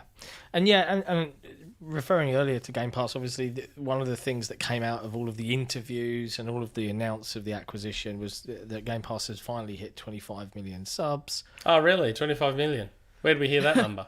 Yeah, I think you mentioned it last year, funnily enough. Oh, okay. Around December last year, roughly, was it? November. Yeah, okay. So it's nice to see that that's confirmed. I actually am. I mean, I'm sure it is higher, but that's like the rounded up or rounded to the nearest 5. A rough-ish estimate. Yeah. But I was surprised that it wasn't 30, to be honest, or 28 or something like that. Yeah. Earlier in the year, I thought they may have hit 30, but then don't forget, like, I don't know. I thought it might have been 30. I'm not surprised it didn't hit 30, if only because we're still waiting for a lot of like the fruition of like that ZeniMax acquisition. Yeah. Where a lot of like I think once they start really hitting that first party exclusive hammer, it'll hit that like. Because, like, at this point, like, right now, it's like, well, yeah, it kind of makes sense that it hasn't hit 30 million yet. But I was like, wait until games like Starfield drops. Wait until, Redfall drops. Like, wait until, like, a lot of these projects that were already confirmed actually start, meeting their, like, release dates and stuff like that. Then we'll see that number. And with greater frequency. Like, there's still, at the moment, Microsoft still seems to be stuck, probably unintentionally, in that old nothing in the first half of the year, everything in the last quarter. No, because it's like, Stalker 2 got delayed, and it's like, it got delayed towards the end of the year, and I was like, I mean, there wasn't really anything coming out from Xbox, like, in terms of first-party stuff, I want to make that clear. That's right. Like, first quarter, nothing, in terms of first-party stuff, and then it was like, I mean, I think Crossfire X, maybe, that's it, but, like, that's not even first-party anymore, that is only being published by Smilegate now. Oh, exactly. So it's like, really? So Stalker 2 was going to come out in like the middle of like Q2, but now they're like, oh, we got to delay this. So I was like, yeah, they kind of just not. I mean, I know it's still pretty early in the year, but still like waiting for a lot of your like for a big blockbuster Xbox hit. Like Xbox fans are kind of hurting in that sense because there's not really anything high profile, highly anticipated coming out until as early as the summer with like Redfall. We still don't have a firm date for that yet. No. What's the betting they count summer as September 28th? Stop. Stop. It's going to be. And that's the thing. I don't think we'll see that constant growth until they start getting that cadence going where they have 1 or 2 games per quarter to keep people subbed. Get them in. And then by the time they finish those games and any other little indies and whatever, the next big game's coming out now. They stay subbed. Then the next big game's coming out. They stay subbed. Yeah. Once they hit that kind of cadence, that's when you'll see it go 30, 35, 40, 45. Yeah. And then when Call of Duty hits it, then that's I think when you'll see probably like surely Modern Warfare 2 this year goes straight into Game Pass day one. No, not if it's not complete. If it's not complete, no. That's true. Yeah, what if they delay it? Well, not just the game. I mean, if the acquisition is complete, then it won't go into Game Pass. They won't make a deal. Well, hold on a sec. Bethesda games started coming straight into Game Pass almost as soon as the intent to acquire. No, that's a misconception. Bethesda games didn't drop fully into Game Pass until the Roundtable and that's when they did the roundtable. They did the announce. Hey, I swear I feel like a bunch of games came like September, October. Don't think so. March 11th, 2021 is when 20 Bethesda games joined Game Pass, which is when the deal closed. Yeah. Wow. Yeah, see, in well, that there sense, you it makes go. sense. Yeah, so like, yeah.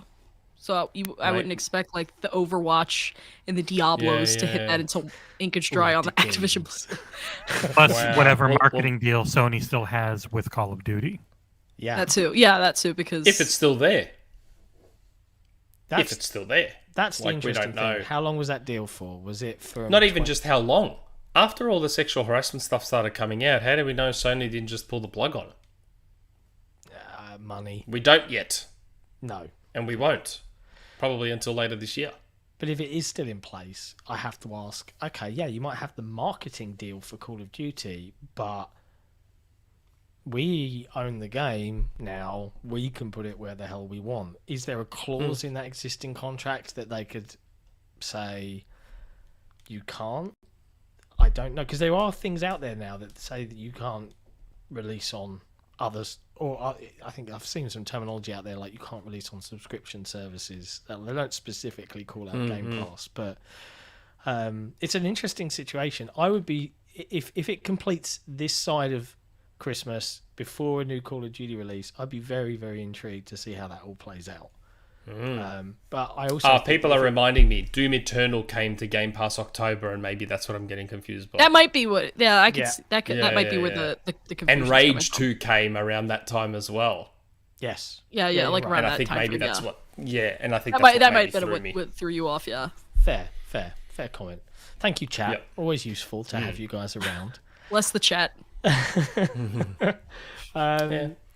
So yeah, I mean, the other big piece of news, and I know you touched on it super early on in the conversation today, was unionization at Raven. Yes. Funnily enough, Yeah. I think there's a small union of 37 employees from the QA team that have successfully formed a union. They've started a Twitter. I think Polygon first reported on it.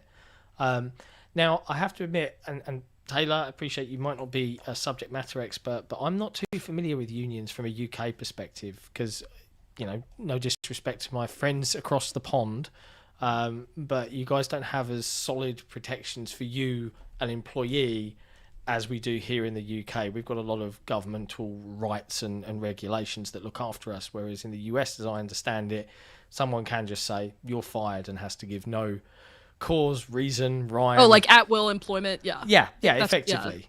So, I mean, and Nick, I don't know, or Jesse, if you guys have got any comment on this, but to my knowledge, this is where that they can campaign for better treatment and kind of better regulations around their employment contracts with regards to what they do, how they do it. Is that the gist of it? Explain it to At the someone who moment, doesn't have much. Aren't they just trying to be recognised? Yeah, they have union? Yeah. put in to try to be recognized, and Activision said, we'll take a look at it. Yeah, they were asking. They requested voluntary recognition from management of Activision Blizzard. So this Pretty much throws a spanner unions in the works, United doesn't it? States are entirely there so that we get any type of protections as workers.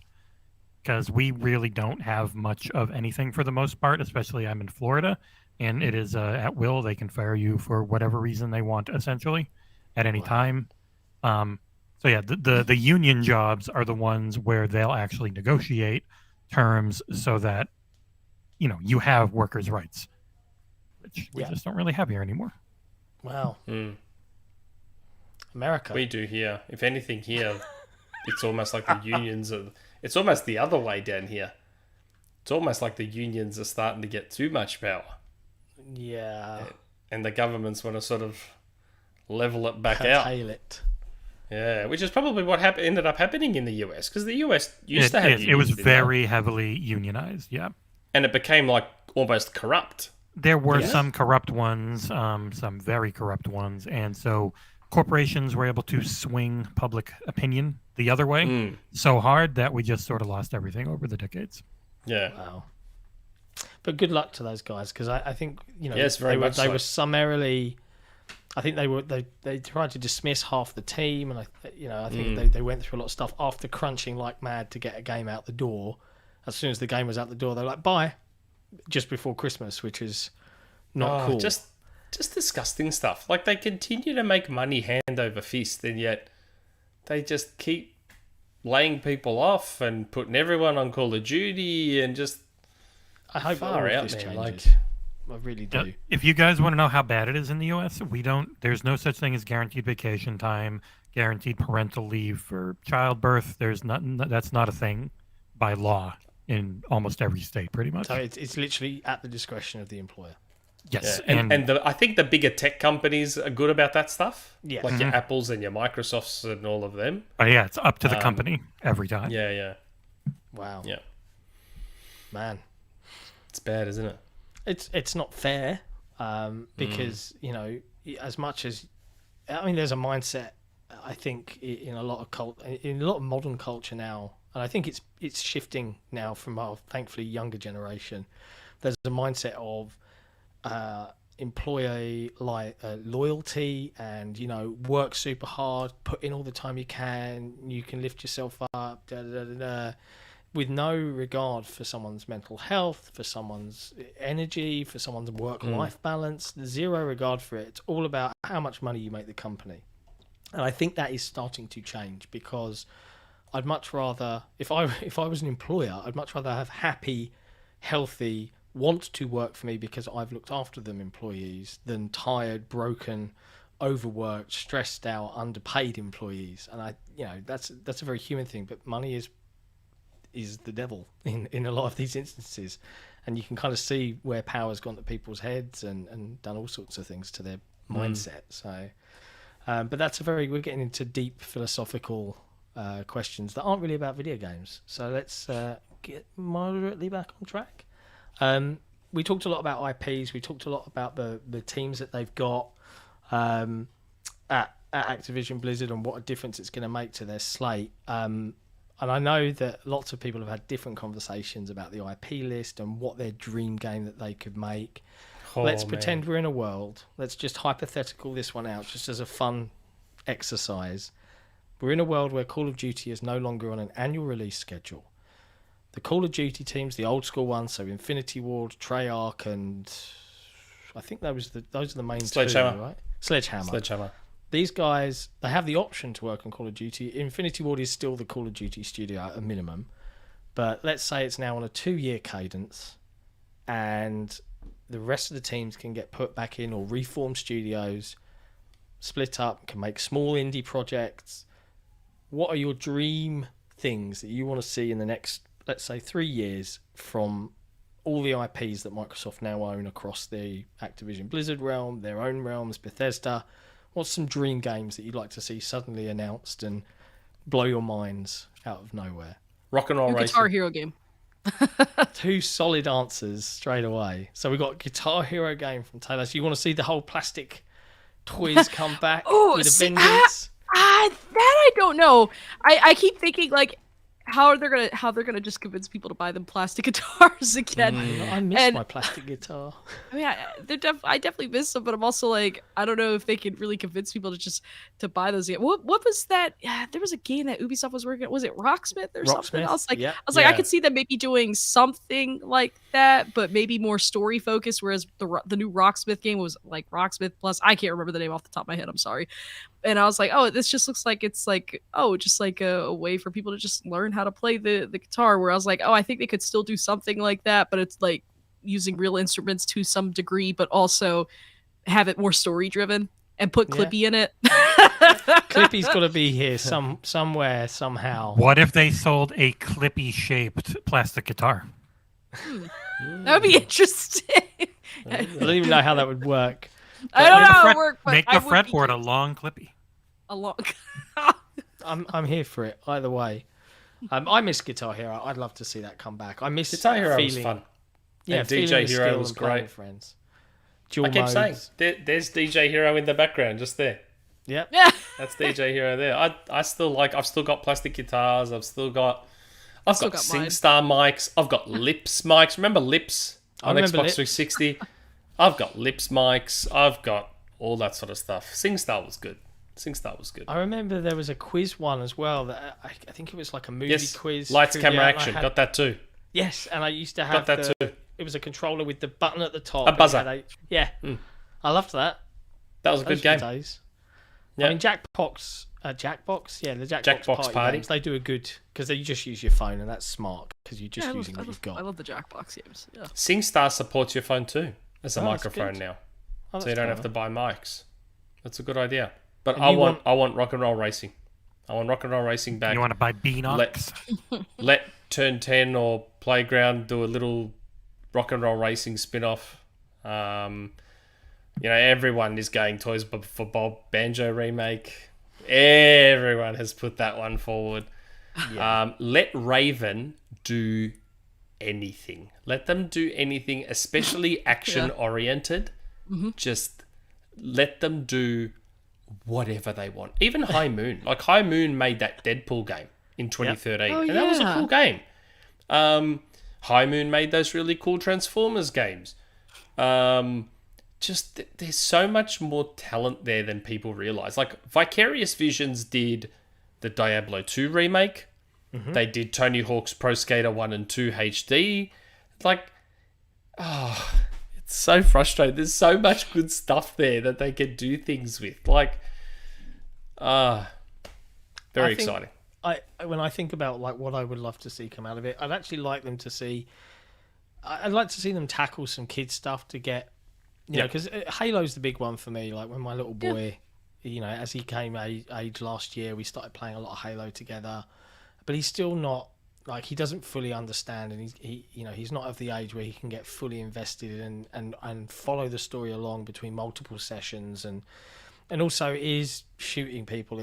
I don't consider Halo particularly violent. Like it's not like a Grand Theft Auto or no Russian in Call of Duty.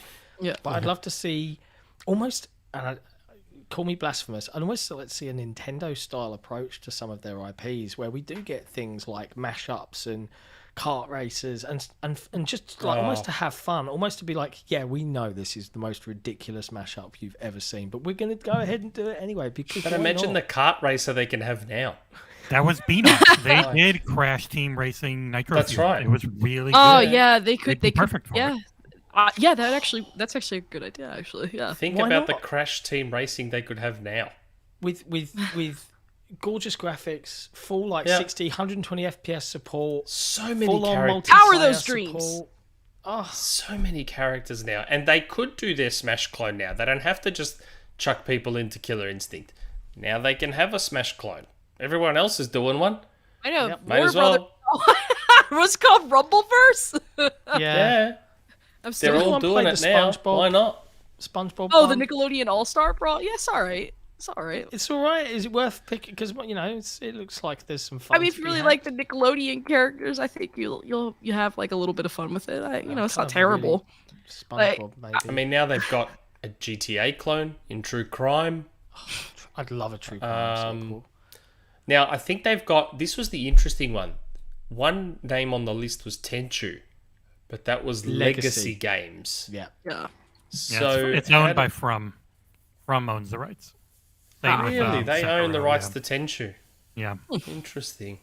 A new StarCraft, which I think Mike Ibarra hinted at. He just Isn't that smiled. funny that Mike and Rod just got dragged back in again? Yes, they thought they were out, and they got pulled straight back in.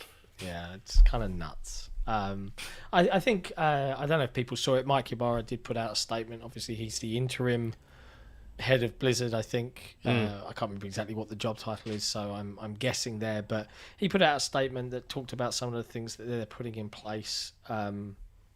As they've been listening to a lot of the feedback, particularly around some of the accusations levied at Blizzard, in particular.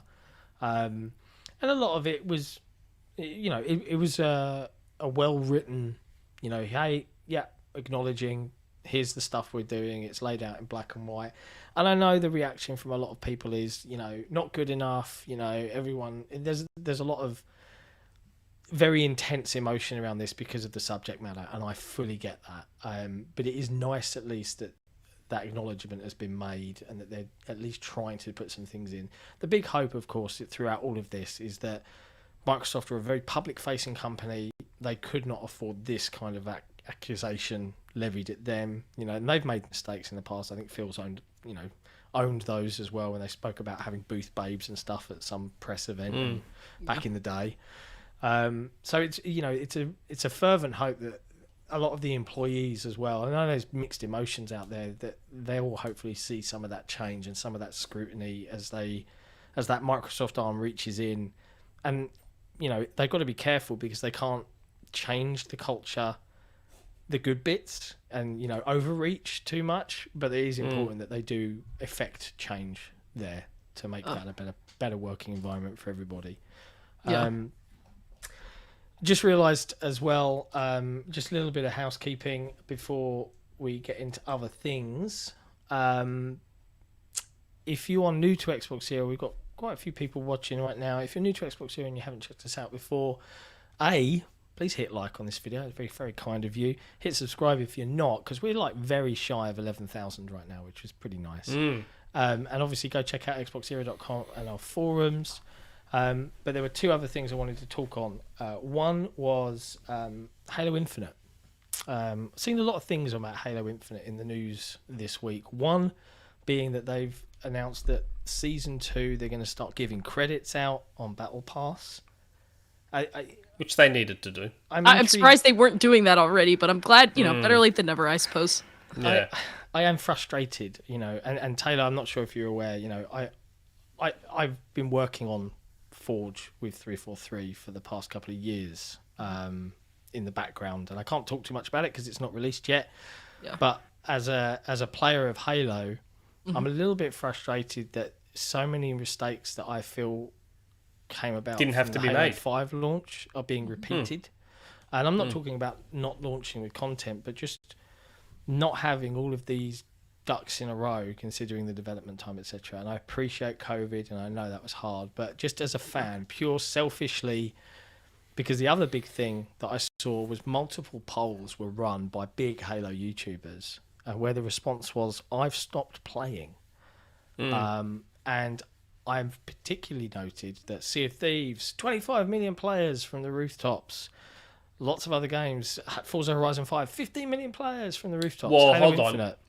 Playground wasn't announcing that. No, people but were seeing the player count themselves. But they did acknowledge it.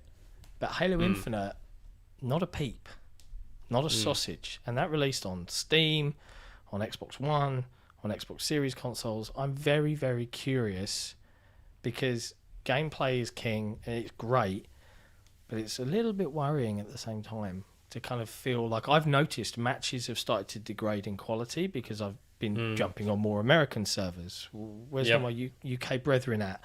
And I wonder if they're concerned about that as well, because at the end of the day, they've still got to make the stuff to be ready for Season 2 and whatever else they're going to do. They can't change the nature of time. So it's nice to see them making as many improvements and bug fixes as they can, but just the fact that BTB alone was completely broken for the majority over the Christmas period, if you were searching in teams of friends, it's frustrating. I'm frustrated at it. But it was always a worry, though. We talked about it back then. It was mistakes that shouldn't have been made when you have examples in the industry there in front of you that are years old. Like, the whole Battle Pass was just... It was a fiasco. Like, you've had gold standard examples in Fortnite and even Rocket League and even Call of Duty's. Like, Call of Duty's Battle Pass, I'd bought one of theirs, and you got credits for the next one. You got pretty good stuff. It went at a decent pace. Like, you've got so many great examples of Battle Passes out there, and they still went with the one they went with anyway, just because that's what they wanted to do. And they weren't going to be budged from that. It's just... Yeah. It is a shame. It is a shame. But hopefully that isn't the end, and, we'll see things come down the pipe that will get people excited again. But yeah. Now, Nick, I've heard a rumor. I've heard a rumor today. And Taylor, just to brief you, if you've never watched an episode, we have a little segment on here called a Rumour Mill. and this is where Nick might have heard a little snippet, a little thing, and we play a little jingle, and we talk about whatever rumor Nick's Most got people this get week. upset because they always think it's like either For the last a couple of Fortnite weeks. rumor or Fortnite. something not anything but Xbox basically. Fortnite, Also, Nintendo. for my sanity, I had to double check what that Warner Brothers Smash game was. It was actually Multiverses, so my fault. I think I called it Multiverse. Rumbleverse. It was Multiverse. Rumbleverse is the upcoming Iron Galaxy game. Yeah, I knew it was something like that. So yeah, something verse. So I was like, oh, it's multiverses. I don't. Multiverse of madness is what it should be. Excellent. All right. Well, in that case, Jesse, I'll let you press Time to the hit button. the button. All right, hit the the button. What's that? I can't hear you. Oh, Xbox bought who? Sony did what? Nintendo? That's right, people. It's the Rumour Mill. All right, Nick. Okay. Hit us. Okay. Hit us. What do you got? So everyone doesn't get too upset. This is related to Xbox. I know it's been a while. Now, I'm annoyed I can't go into more detail, but I get why. So I've been told, the rumor I've heard, what I've been told is that there is another Microsoft franchise. I'm not allowed to say the franchise. There is another Microsoft franchise that will be getting like the Master Chief Collection treatment. Oh. Is probably the best way to describe it. Yep. That's now timelines. I'm not sure. I don't know if that's a thing that's going to be this year, next year, or whatever it is. Probably most likely, I would guess next year. But I don't know timelines right now. Just that there will be another Microsoft franchise getting that Master Chief Collection treatment. Collection of all the games, One all UI. done up, blah, blah, blah, blah, blah. Yeah, all bundled into one, all that Did sort they of not thing, yeah. learn from their mistakes? Well, you could argue that now that they've got the Master Chief Collection right, they now know. Fair. Maybe that's why it's been so long. Because Master Chief Collection was 2014, I want to say. Yeah, Is that right? 2014. 2014? Yeah, it was 2014. Yeah. 2014 was a good year for games, wasn't it? Underrated year, 2014. I mean, when you think about Titanfall. the year before it, 2013, which was a pretty big banger for games, you know. Yeah. Was it? Rise. The Killer Last of Instinct. Us, yeah. There's a lot of Oh, stuff. yeah. Last If of Us. we're going across the party lines, Yeah. 2013 was over- yeah. I did like 2014 though. Like, that's going off on a tangent. Anyway, yes, there is. We'll get into it. There is, that's what I've been told. I've been told that there's another Microsoft franchise that will be getting that Master Chief Collection style treatment. Well, now the chat is discussing this, and I have to admit, when I think of They were the guesses I was expecting from everyone. They were the Yeah. guesses. Like when my source told me, I'm like, that everyone's just going to guess Fable and there Gears. can only really be They're all two. just going to say Fable and Gears. Yeah. They're gonna say Fable, Gears. I don't know if you really want to get a little spicy Forza for some reason. Hey, Forza licensing Horizon. for Forza A wouldn't lot of work. them got delisted. What if they do a collection of all the Forza Horizons? I think there's too many licensing issues around Maybe. that Forza Yeah. collection. Yeah, so Viva for Gears. Pinata. It's three Yeah. of those games. Oh yeah, there is. It's 3 Viva Pinatas. Perfect just- Dark. A few of those. No, they're not big enough to warrant a full collection. Gears and Fable are pretty much your only two. Crackdown. No, 3 not big Crackdowns. enough. Not big enough. 3 Crackdowns. Can't be Psychonauts. There's only technically 3, only- but Sony, but Is there? Microsoft's not. Oh, Well, the I mean, VR. there's Yes, the yes. Rhombus of Ruin, but Microsoft has made it quite Yeah. clear they're not diving into the console VR market and probably won't anytime. Definitely There- won't there you anytime go. soon. So No. Banjo. Banjo's got 3. Banjo has got 3. If And we what hit if it was Bethesda a games- remake of all of them as well as a collection? So it was like this remastered. That's what I'm saying. I knew that people would instantly go to Fable and Gears. There's a lot of other franchises. got a new Microsoft Fable coming has up at least soon. 3 games in. Well, and this is a good point, Taylor, that you've made. You've got a new Fable coming up soon, right? How better Yes, to we do. ignite a whole new generation of gamers to the franchise they haven't played yet. Redo those games, sort them out. OG Fable didn't go backwards compatible. It didn't. It did not. I think if I was to lean on a particular franchise, I would agree with Fable. I think that sounds like a ripe.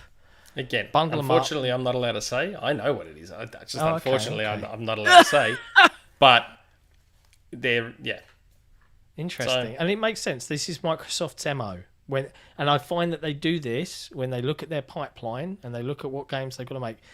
To give you some wider context, one of the other reasons that this acquisition makes sense for Microsoft is labour and talent.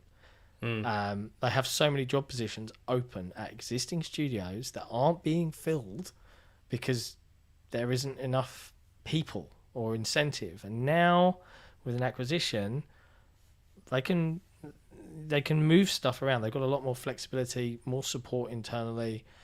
But Microsoft's MO, whenever they've had a gap, they start planning a bundle like this. Particularly if they've got a new game in that franchise coming out. So more and more I lean... Do they? Yeah. Well, hold on. Master Chief Collection is a prime example. But hold on. In 2014, Microsoft alone had Titanfall. They had Sunset Overdrive. They had Forza Horizon 2. 2014 was an incredible year. Like, the Alien Isolation came out that year. Shadow of Mordor. Like, there was some... Yeah, I'm not discounting 2014 was good. But think of old school Microsoft. What were the games they really always had faith in? And those were the big three, right? And they did Gears Ultimate before Gears 4. Wet the whistle of the team. Get them used to it. They did Master Chief Collection and Anniversary. One, because Halo 5 was a ways off. And, hey, we've got a new game out and we haven't got a Halo game. We need to have a Halo game. And that was originally just going to be Anniversary, and they just had a console had just it had been about roughly a year since the Xbox One had came out at the time, and they're like, oh, we still don't have our flagship IP, like a new entry in that. Might as well just release the Master Chief Collection. As long as they launch it in a good state. What would be more interesting to me is not here's a look back at what Fable used to look like, and they're just the games as is. If they really want to excite me with a collection, if it is Fable, I don't know, but if it is, I would want to see them genuinely remade. I know we had this Anniversary edition of the original Fable. I actually thought from an art style perspective it was uglier than the original game. Similar in a way to Halo Anniversary was uglier in terms of art style from Saber Interactive compared to Halo CE. Halo Anniversary for Halo 2, that got it right. The art style was correct. It was inferred correctly, and it was much prettier. Would I love to see Fables remade? 3 of them? Yeah, I'd probably pick that up. But that's if it's Fable. It could be Gears. A lot of them are valid answers. Like, with Gears, you've got, like... It's funny, I'm surprised no one's brought up with Gears how there's already Gears Ultimate Edition, and Gears 2 and 3 got 4K, very pretty 4K updates and look like remasters as they are. Yeah. So I was actually kind of surprised that so many people brought up Gears given that. Yeah. I don't know. In fact, we got a couple of super chats on this topic. We got Faisal. It's the scale-bound collection. Xbox cancelled it 3 times. Yeah. And then Alexander Dark 91. Fable or Gears getting the MCC treatment. I knew it'd be those 2 games. I knew that straight away everyone would go to those 2 games. I mean, to be fair, like, you know, it up until like the ZeniMax acquisition and just like all that stuff, there was like, you know, when people thought Xbox, it was like usually like Forza, Gears, Halo. And then they're like, oh yeah, they own Banjo-Kazooie, but he's locked in the basement, so... Yeah. Banjo-Kazooie has been my Hail Mary E3 prediction for the last 4 years, just in the hopes that one day I'll be right. I reckon this is the year. This is the year. 2022 is the year that Banjo, surely that remake has to come this year. It has to. It's too much money on the table. And they need more kids games. Too much. They need more kids games, for sure. Yeah. That's an interesting rumour, Nick, and one that I will ponder on, as I'm sure the rest of the community will as well. and I'll annoy you after the show to find out what it actually is. Quake? Got 4 Quake games. There's Oh 4 yeah, I Quake love me games. some Quake. I want to Yeah, know I what's was- going on with Quake Champions. That thing's still in early access. It's been in early access for years. it? What's going on? Yes, it's Is still it in early really? access. Yeah. Yes. Yeah. It's just sat there. Wow. I've been trying to dig and figure that out. I was like, why is it still in early access? And like all my leads just get to nowhere. I'm like, this is kind of upsetting me because I actually really did like Quake Champions. It's just they're like, wow. it's still in early access. I'm like, but why? And that, How many Fallout games are there?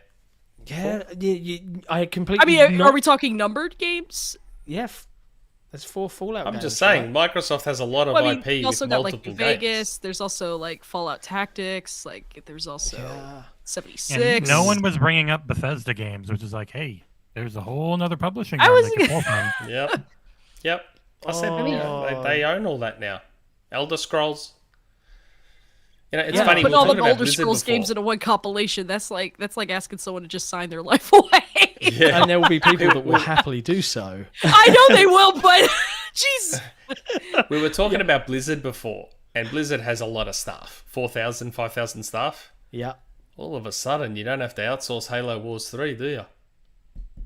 Oh yeah. Huh. Don't Oh have to my outsource God. Halo Wars 3 or Gears Tactics 2. See, this is. There's a lot of layers to this, isn't there? I think like, we- all, you Yeah, start this is thinking like about it more and more, and you're as like, soon wow. as we start taking away, hang on, yeah, you know, you hear MCC compilation, oh, there's a new compilation of games. People just immediately went Gears and Fable, Yep. right? But yeah, Gears Fable. Fallout, Elder Scrolls, Doom, Doom. Quake. I mean, there were rumors of a new Wolfenstein. Quake in development. Wolfenstein. Dishonored. Dishonored. Oh my goodness. I love some good Bethesda games. The thing is, I think though, a collection. Call of Duty. A collection is easy. A collection is easy of games, right? Call of Duty. Come in a suitcase. A few Call of Physical Duties out versions. there. Every disc. It'd be like that Metal Gear Solid 4 meme where there's like 17 discs Yep. with all the Call of Duties on there. Oh, that's gonna be some nice discussion to have. But I still stick with Fable. Fable makes the most sense to me. There's a new Does, one doesn't it? announced. It's gotta let's actually does, revitalize doesn't the brand. Yeah. Let's remake them. That makes sense to me. To me, I think that makes the most sense as well. You know, see. especially I think that makes the most sense. We'll see. We'll see what happens. But okay, We'll see. Nick, that was a very entertaining rumor. Thank you. And it was nice that it was No Xbox worries. related for a change. Yeah. So, I guess to kind of round things off, Taylor, as part of our weekly podcast, we have a wonderful community over on the XboxEra forums, and our patrons have a super secret cool kids club called the Patreon Lounge, where because they support XboxEra and enable us to do everything that we do, they get the opportunity to ask the podcast questions every week. Now, I have to apologise in advance. These questions can be strange, they can be silly, and they are definitely the most verbose people I have ever met. Paragraphs and paragraphs to ask a simple, easy question. We're going to have words with these guys. They and sort start them out. telling stories and So- they start. Nothing I'm could be weirder conscious- than the time I was on a date and my date asked me if I could be any plant in the world, what kind of plant would I be and why? And I'm like who asks that on a date? Why would you ask that? Did you marry them? Tell me you married them, right? No, I'm still a single. Come being. on, question like that. That's like, What plant come would you- on. Hang on, what did you answer? I picked the first thing that just popped in my head, which was a eucalyptus. Hey, No, The if they were a Australian koala, shout-out. yeah, it'd work the perfect if Australian they were- shout out. Hey, Oh my god, that's killed me. I'm just imagining Taylor the What sort of eucalyptus plant? plant. sitting I just in like don't know, they if someone asked me that asked me question. I that- just went. I looked at him. I was Yeah. like, "What?" And they're like, "Yeah." I was like, "Really?" I was like, "Why would you ask me that?" Oh my god. Oh, that cracks me up. I like that. I mean, hey, I was on a date once, and we were chatting and everything was cool, and she had kids, and I was like, oh, cool, asking the usual questions. And, I thought this was going well. This is the first time I've been dating after a really long-term relationship. And then I said, excuse me for asking, is the dad on the scene? Is he helping you out and stuff? And she went, oh, he killed himself. And I'm like, Oh god, this date's gonna be an interesting one, and I had to I wish I hadn't asked, and then it was like apologize. Sounds like the one Rachel went on with John Lovitz. Who? Is it a John Lovitz when she went on that date? Rachel? You know that dude who prints t-shirts? Come on, mate. Oh man, I'm drawing a blank. Can we have the Friends quiz now, Jesse, please? No, I'm clearly I've not. Come on, can we do the Friends quiz now that he's forgotten the horrible date that Rachel went on with John Lovitz? Oh no, yes, of course. And the guy starts crying. Yeah, so I forgot the name. Yeah, I know the date. I know the one. He starts smoking and yeah. But yeah, anyway, that was a rough date. So it wasn't a plant though, at least. But yeah. It wasn't a plant. Oh yeah, geez, thanks. Geez, thanks. It was way more serious than plant questions, but yeah. Yes, Faisal, I'm disappointed too. Oh, I feel like I've let everybody down with my lack of Friends knowledge. I've hurt Faisal. It's good that the right person won the Friends quiz. The right winner was victorious in the end. Yeah, all right. Correct result. All right, so Taylor, I'm conscious of time, so we'll try and I don't want to keep you from life for too long. But let's try and burn through these. But seriously, patrons, less paragraphs. We've got to shorten these questions. Next week is going to have to be short. It's going to have to be short. You get 1 or 2 sentences, 50 characters. We've got to shorten these questions. Put a twit, like a Twitter, like a twit 280 longer, limit or something. Yeah, like a twit longer thing. It's it's like you can't, no more twit longer. You got to do the Twitter characters, which is what, like 250 or something. Yeah, some of these are 1,000 or more. It's insane. Yeah. Put a character. If they're too long, Nick, just use your editorial brain and just cut them to just the question, because time is precious. Of the essence. Yes. Okay. WildStar. Hello all. Hope you and your families are well. So I asked last week about PlayStation having the best year, and what was your opinion? Nick, you said that Nintendo might have the best year. I don't disagree with you. But with the news of Xbox and Activision, can I ask you the same question again, please? Many thanks, WildStar. Well, I mean, nothing changes this year, really. We're not going to start to see the impacts of this until probably 2023, maybe 2024 and beyond. 2022, nothing changes. I don't think. But who knows? There's still time. Maybe if the deal closes a little bit quicker than everyone expects, and all of a sudden a bunch of stuff appears on Game Pass we weren't expecting. Like, if Modern Warfare 2 launches into Game Pass day one, that is huge. That's seismic. There's a lot of ifs and buts here, right? When we went into the end of last year, no one knew this was coming. No. We were all like, Stalker 2 will be out in a few months, and that was it. And now the game has changed, and for a week everyone was like, Microsoft's got nothing, and then Microsoft were like, and I hold my beer. And they changed the game again. So I have no idea. I think that we're going to see some surprise third-party appearances on Game Pass for sure. The checkbox will be pulled out to cover that gap. But at the end of the day, games take time to make, and they can't just pull them out of thin air and suddenly put them on your console. So, it's going to be a weird year, which is a shame, because they ended last year in a really spectacular way, if you're an Xbox player. So definitely, I think PlayStation are going to have probably the best year, or certainly the best first half of the year. Things will get interesting after sort of June time as to how the year ends, but we'll find out, I guess. What about you, Taylor? What do you think on that one? I don't know. I was pretty excited for Microsoft going into this year, mostly just because I'm just really excited for Starfield. but yeah, I'm curious to see what will happen. I mean, it's still January. Oh my God, it's still January. I know it feels like it should be. I literally just had to think about it. I was like, oh my God, it's still January.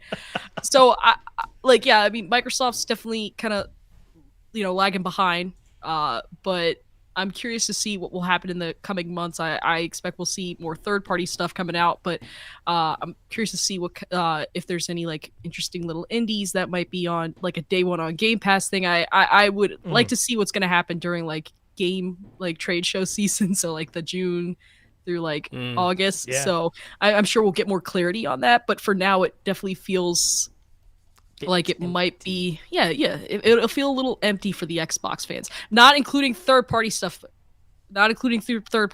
But again, again, it's multi-platform stuff, so it's like you can't necessarily count that to a degree unless it's coming to Game Pass. Just send out GoldenEye. That's all I gotta do. Just send out GoldenEye. That's all that matters. If you look at January, we weren't thinking it was much for Game Pass, and now it's turned into one of the best months it's ever had. Great. Death's Door. I've been playing Death's Door. Death's Door is so good. Well, it's a Death's pretty Door's good a great game one. so And to far. Taylor's point about these little indies, right? No one saw Death's Door coming, and then boom, it was a lot of people's game of the year last year. Mm-hmm. Artful Escape. I think stuff like that, that's the stuff that I really love to play. Like the AAA stuff, take it or leave it most of the time. But the little indies that surprise and delight, that's where I'm going to be keeping an eye out. And that's where I hope to come through this year. Next question. Come on. Let's do it. Yes, sir. Yes, sir. Phylaxis. Also, Phylaxis, I'm sorry. I don't know why all those hypercharge codes were taken. I'm going to get... I haven't heard back from him on the 4th code I've sent him. I've sent him a 4th hypercharge code. Hopefully it's worked, but I'll have to check. If not, I'll try and get another one. Okay. Phylaxis. Greetings to all. What a week. Let's just cancel 2022 now, as I doubt we'll get bigger news than Activision Blizzard being acquired by Microsoft. So my question for today is, have any of you done an escape room experience before? If you could design one themed around a game, what game would that be? Surely it has to be like a Resident Evil or Fallout.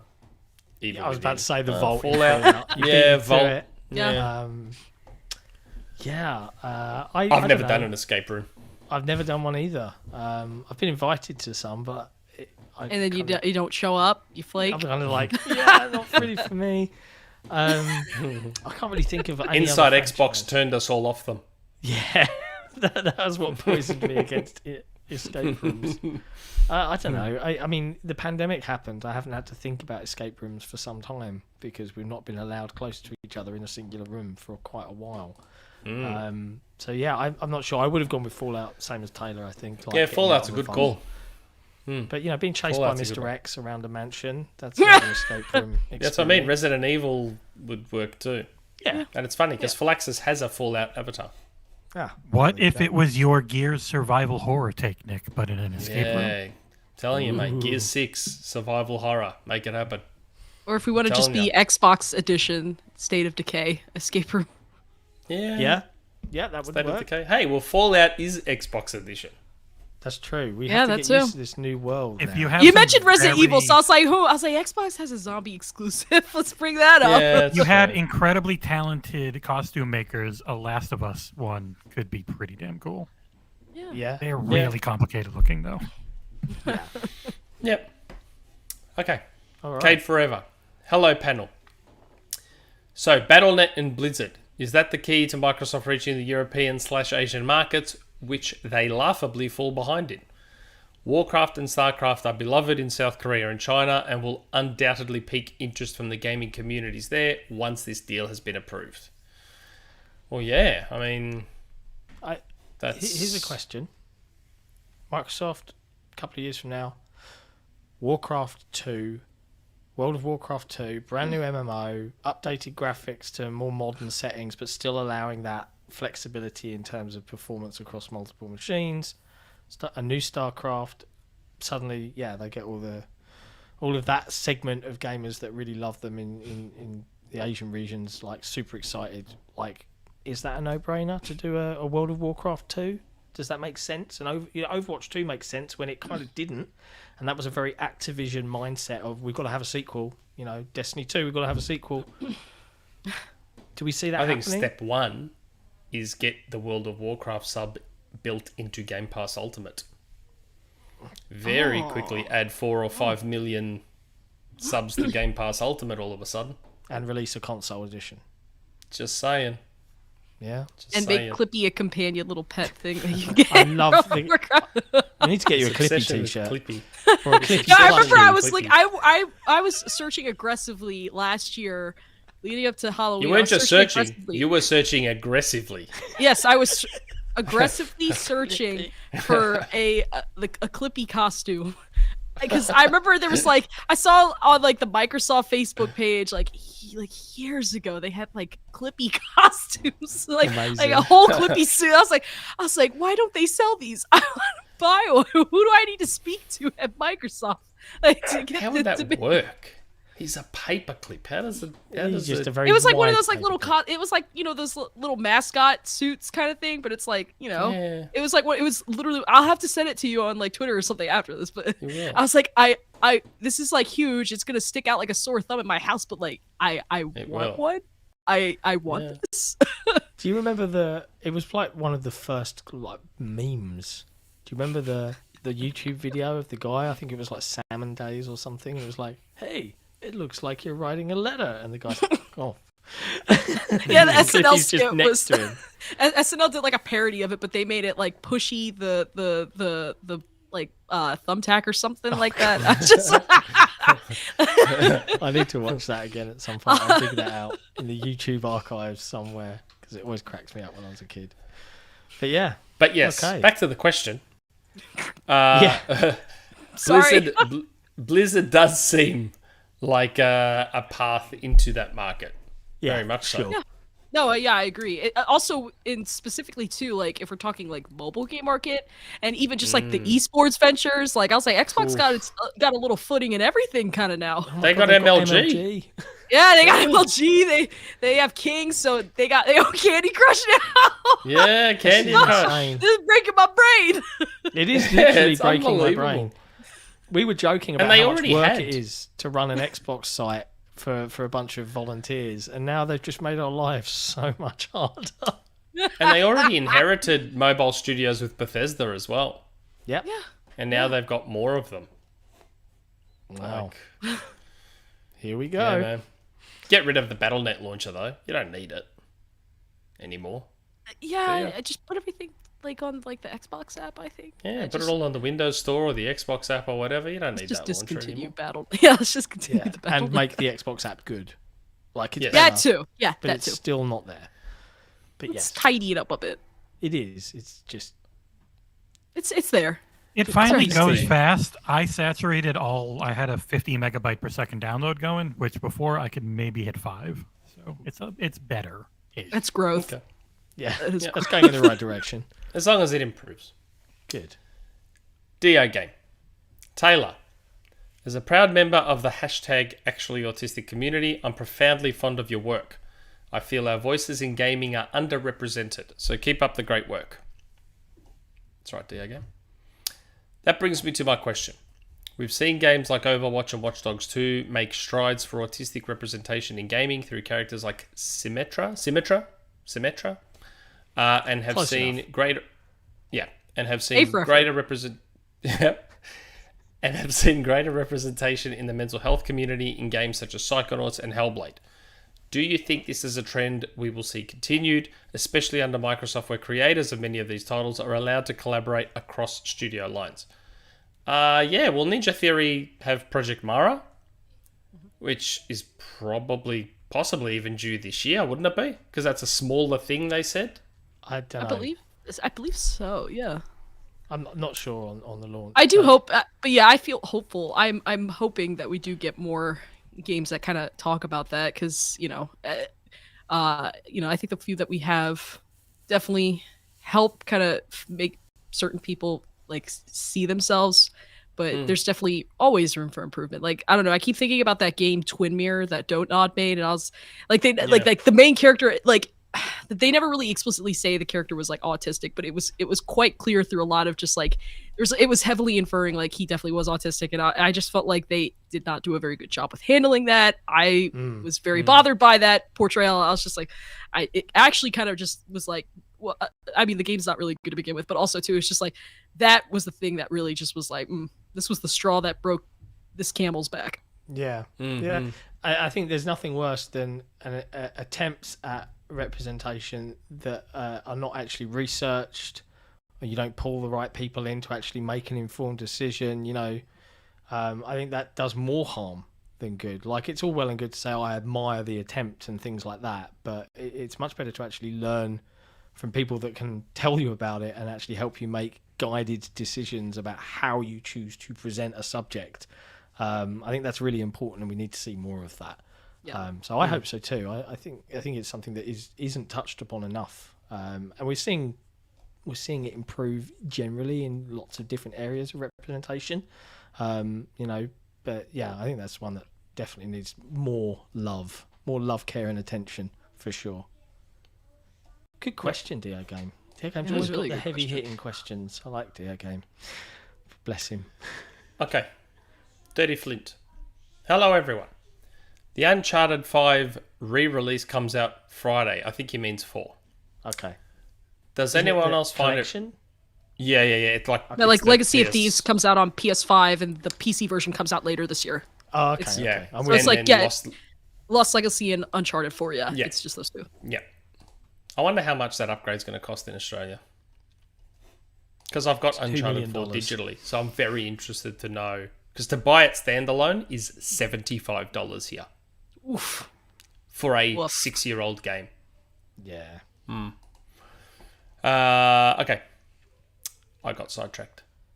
Does anyone else find it really weird they randomly have a segment where Nathan Drake starts playing Xbox game series Crash Bandicoot?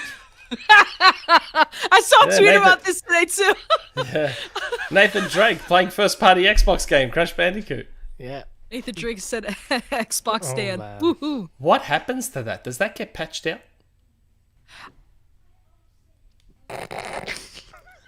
Just, I'm not saying it will. It's an interesting question, though, isn't it? Does that get patched out after the deal goes through? Plot twist, it's just now an advert for Xbox Game. Yeah. So yeah, can you just maybe they come to an agreement? Maybe they spoke about that on the phone when Phil Spencer said they spoke on the phone with Sony. I was like, maybe that was one of the things they talked about. Yeah, I don't know, man. We got this section, and it's in there twice, but it's prominent in like the opening. So can we keep that in there? So yeah, our players actually play Crash Bandicoot in Uncharted 4. Are we still allowed to do that? Oh. You got to ask though, like, I mean, how weird is it that Microsoft will, if this goes through, technically own two kind of very Sony mascots? PS1 era PlayStation mascots? Yeah, that also is still breaking. I think that's breaking my brain more than the fact that they own They're about to own Candy Crush. It's insane. I know. It's bizarre. What a week. It's just Candy Crush Game Pass. Speaking of bizarre, they own Blur and Geometry Wars. Blur makes me all laugh. I'm wanting a new draw. There's too much. It's too much. It's too big. Maybe we need to do another podcast dedicated just to talking about the Activision thing. Look, we did 3 hours on Tuesday. I know. Right. But we could keep talking about it. I could do an hour by myself talking about rock and roll racing. I'm telling you, if we ever get Phil on this podcast, I'm not going to let him leave until I have asked for rock and roll racing. Like, I need him to know how important rock and roll racing is to me. To your heart. Yeah, it's such a good game. If that ever happens. Okay. Creaky Legs. Oh my God, Creaky Legs. Seriously. Yeah, this is one of those books. Oh, okay. I know community questions have to shorten soon. Do you? Do you really with what you've just asked? So let me do this one last time before the inevitable change. Otherwise, I may never get to it. So I grew up in the Desert Empire in Southern California. I lived about a mile from the big desert hills that stretch for miles. My friends and I used to free climb them at 12 years old and take broken skateboards and slide down from the top. If we didn't have one, we just slid on our shoes because it was steep enough. God, we were idiots.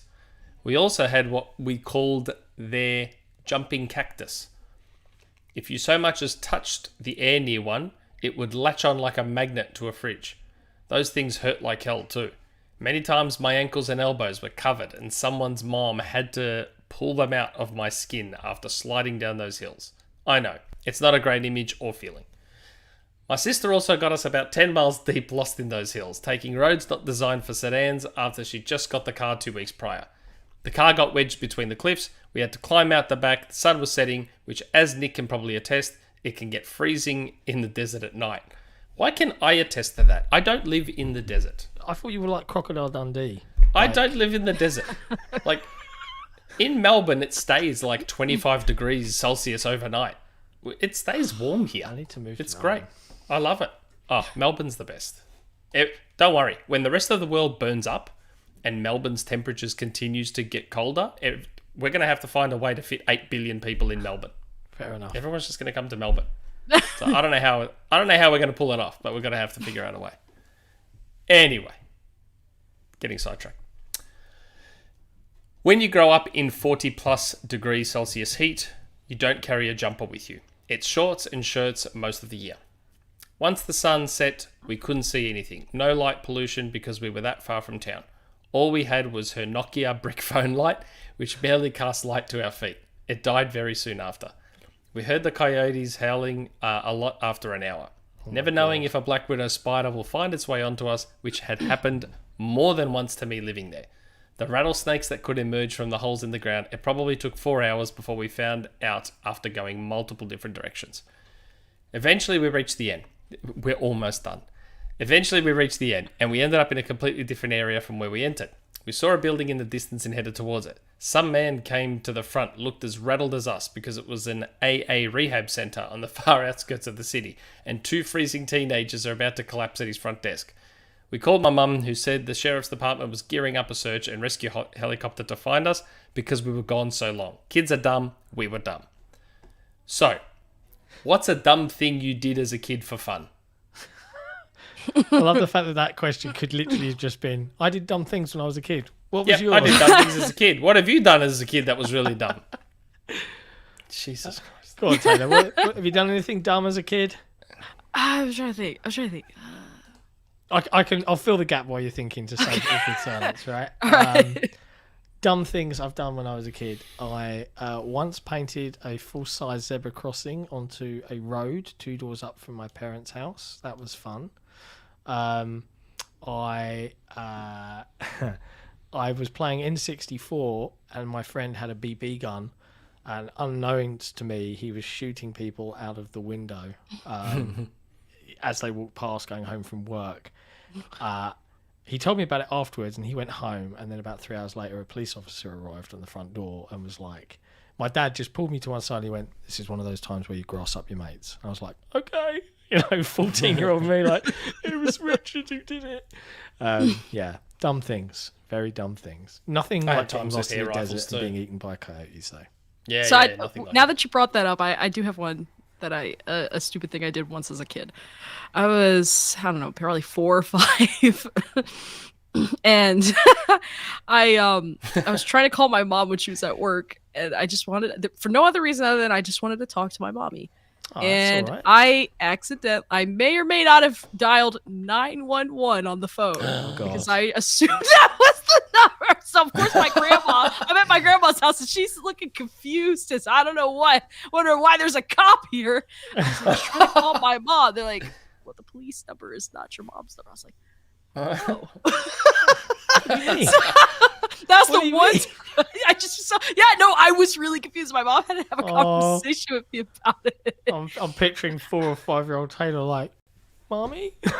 I was like, what's going on? Why is the? I was like, what?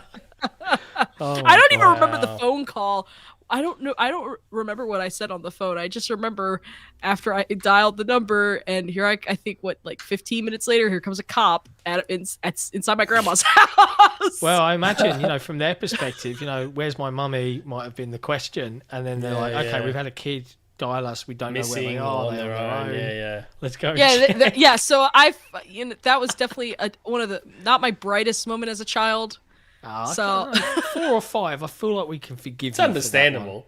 It's understandable. I can't forgive myself because I'm just like, geez, that was kind of dumb of me. My You were 5-year-old, and my wife will kill me for telling this story, so I'll edit it somewhat. My 5-year-old, when I used to commute to London, I lived about 20 minutes walk from our station, and my 4 or 5-year-old, I think he was 5,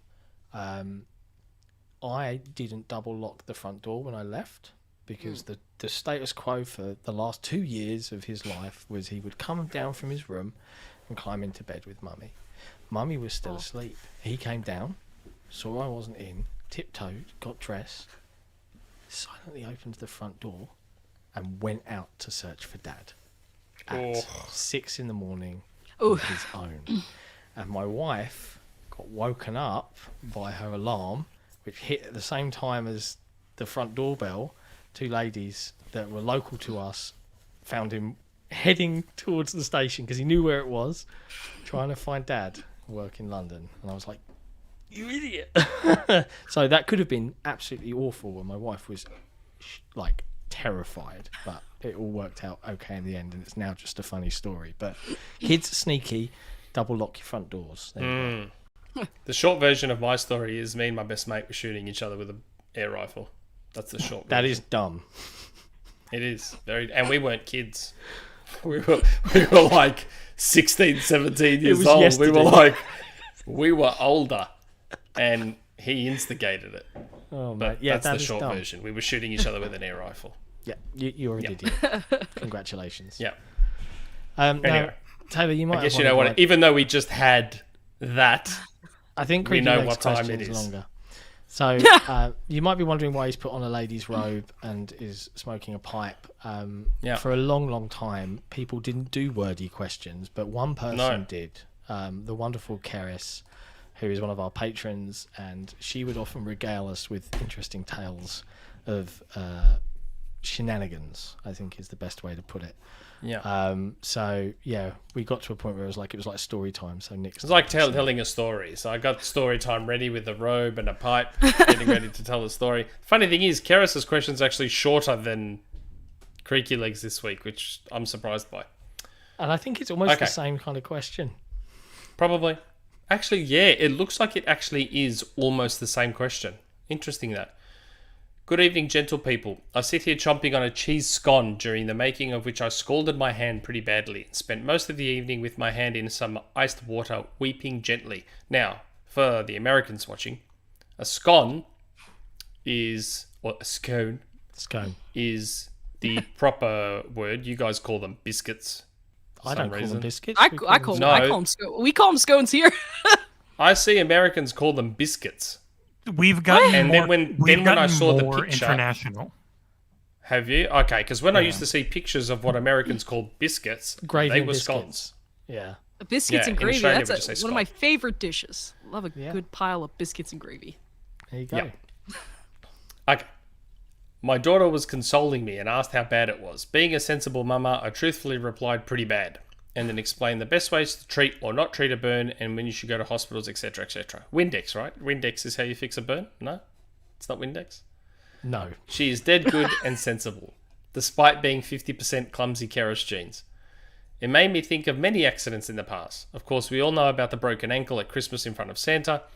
I was party to the fire-breathing accident involving the fish fingers. I have also cut open my foot skinny dipping in the Thames. Fell off stages several times and given myself concussion standing up too quickly under the bleachers at work. One panto while repairing... I know panto now. One panto while repairing a piece of set. I managed to get a spelk. And there's a asterisk next to that, John. Apparently you won't even know what a spelk is. Do you know what spelk is? No, I because think Kara it's said like here, a more piece of northern shrapnel. terms. Yeah, more northern terms to confuse not only Nick, but John too. I managed to get a spelk of metal in my eye and burn the inside of my eyelid. Ouch. Ow. Oof. I even have a lump on the back of my head where my mother claims I leapt from her arms as a baby and fell down the stairs. Though knowing my mother, I was probably tossed. What's the clumsiest thing you have ever done, panel?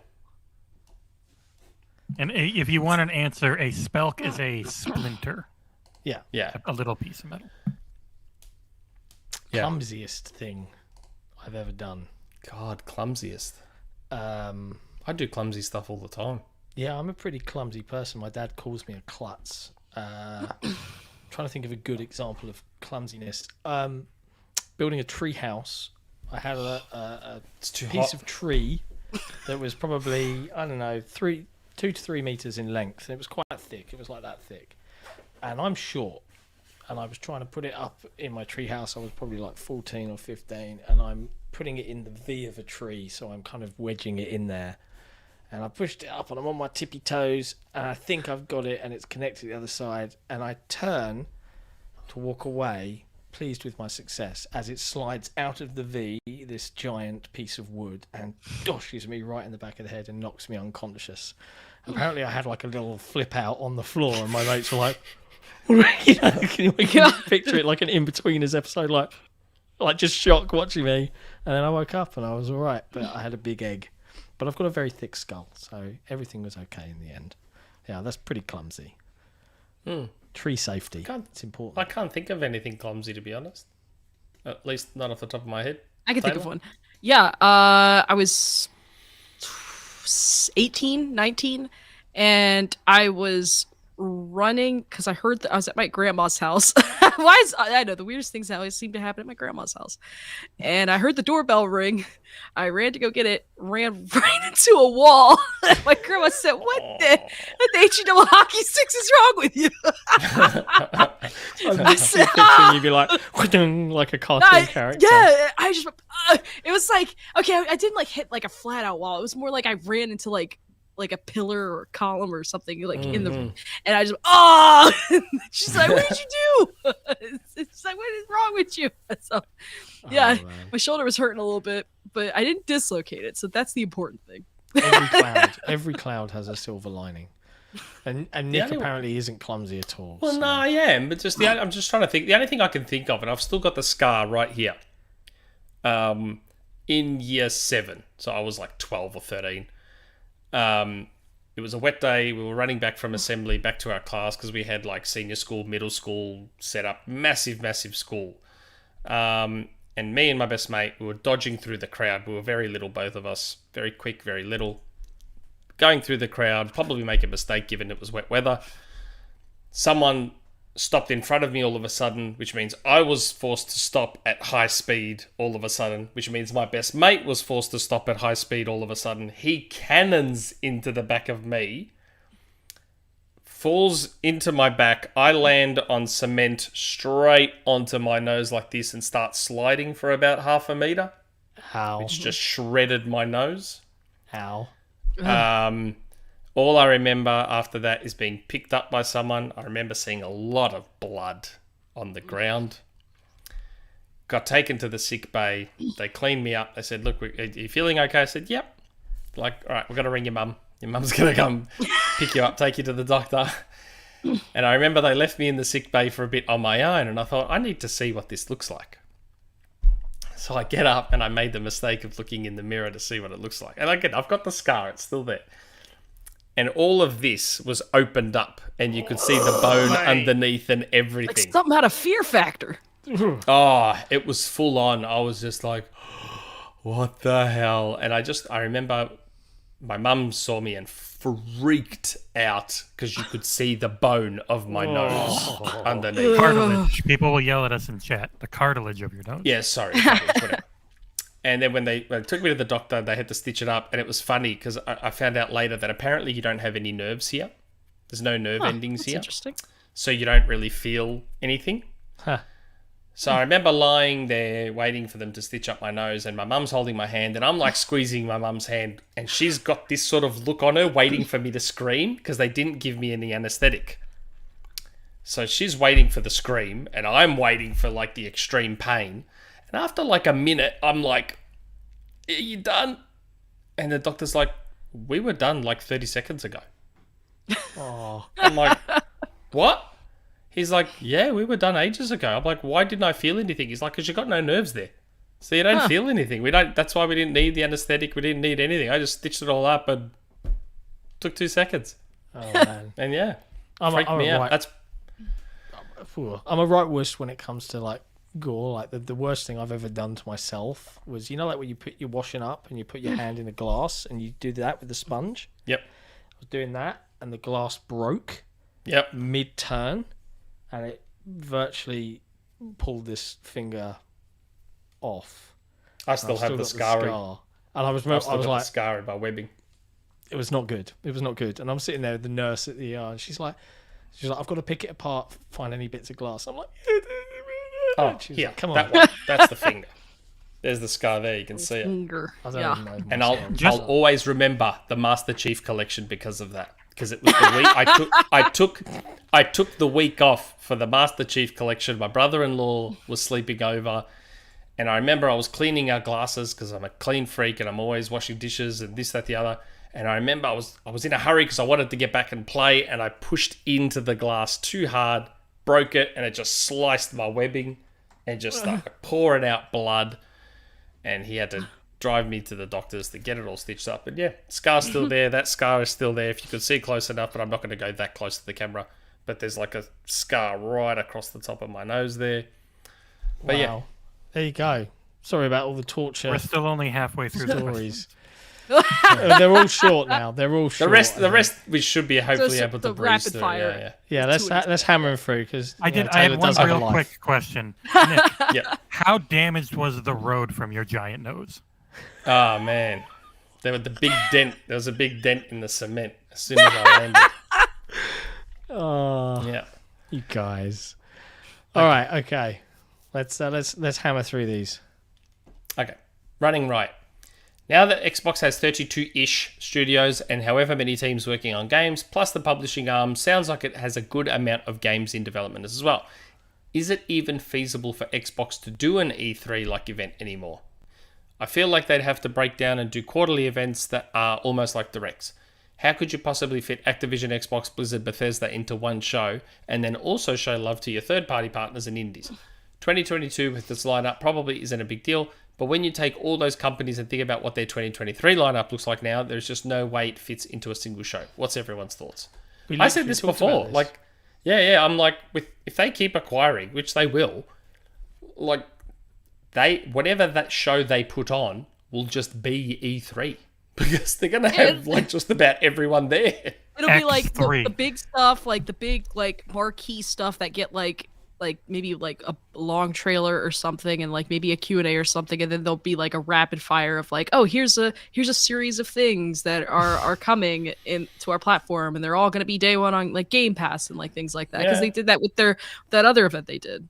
Yeah. It was literally the Make Game Pass it show. a week. Spread it out over a week. Give it the full week. Interviews with devs, breakdowns of games, gameplay of games, blah, blah, blah, blah, blah. Just spread it out nicely over a week. And Xbox has literally their own E3 week. Boom. And someone made a funny comment on Twitter. Call it P3. Phil's Which I thought was ultimate pretty flex. good. Call it P3. That'd be pretty good. There you go. Okay, Morventhus. Per usual, pick one or both. Nick, per his Twitter statement, you claimed that you only care about one of the platform games when mentioned on Twitter. Which one was it? Banjo, Spyro, Crash? Banjo. Of course it was Banjo. I can't even remember. Like, I've never played Spyro. Let me just get that out. Spyro's very never, good. Crash sucks. Never played a Spyro game. you Crash I missed out. played... Back in the day I played Crash, but haven't played anything since the third one on PlayStation 1. That was the last Crash I played. So Banjo. 100% Banjo. Banjo's amazing. Yeah. Banjo's the best.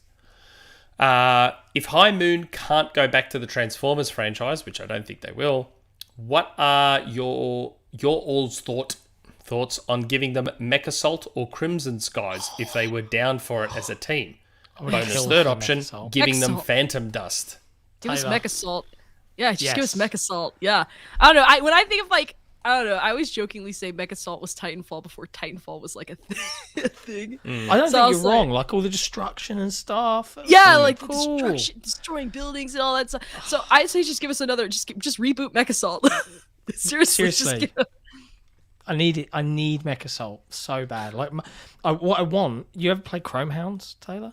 Yes. Chrome Hounds, like, but with Mech Assault stuff, like, so like it's the combination of worlds where we have this moving battlefront and we can customize our mechs and build them ourselves. What a glorious world we would live in if that was a thing. But yes, Yeah. Mech Assault. Mech Assault for sure. Okay. Anorexic. Hello, everyone. I'm happy to see Taylor join the podcast this week. Probably the ideal guest considering the news of this past week. My question is in regards to the acquisition of King. Do you think there is a play to enter the mobile games market in the future? We have Game Pass for console, and we have PC Game Pass. Will there be a mobile games pass in the near or distant future? I personally think Microsoft will focus on traditional PC/console games and at most would give out some mobile game perks with Game Pass Ultimate.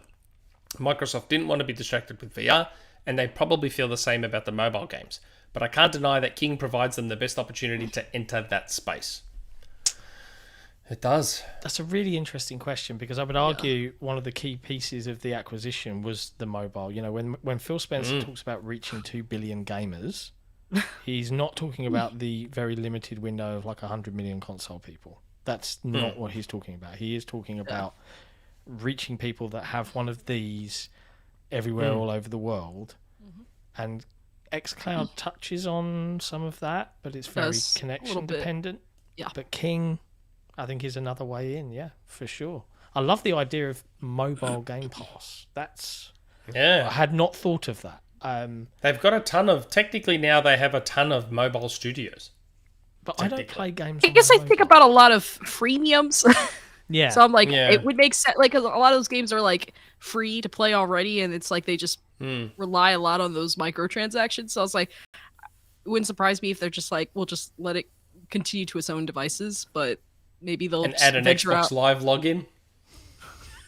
Get those mouths up. But Get the mouths up.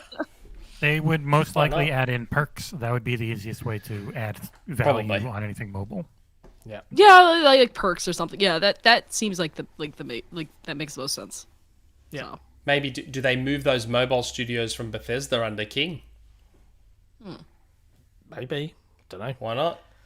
Who knows? There's only one in Bethesda, I think.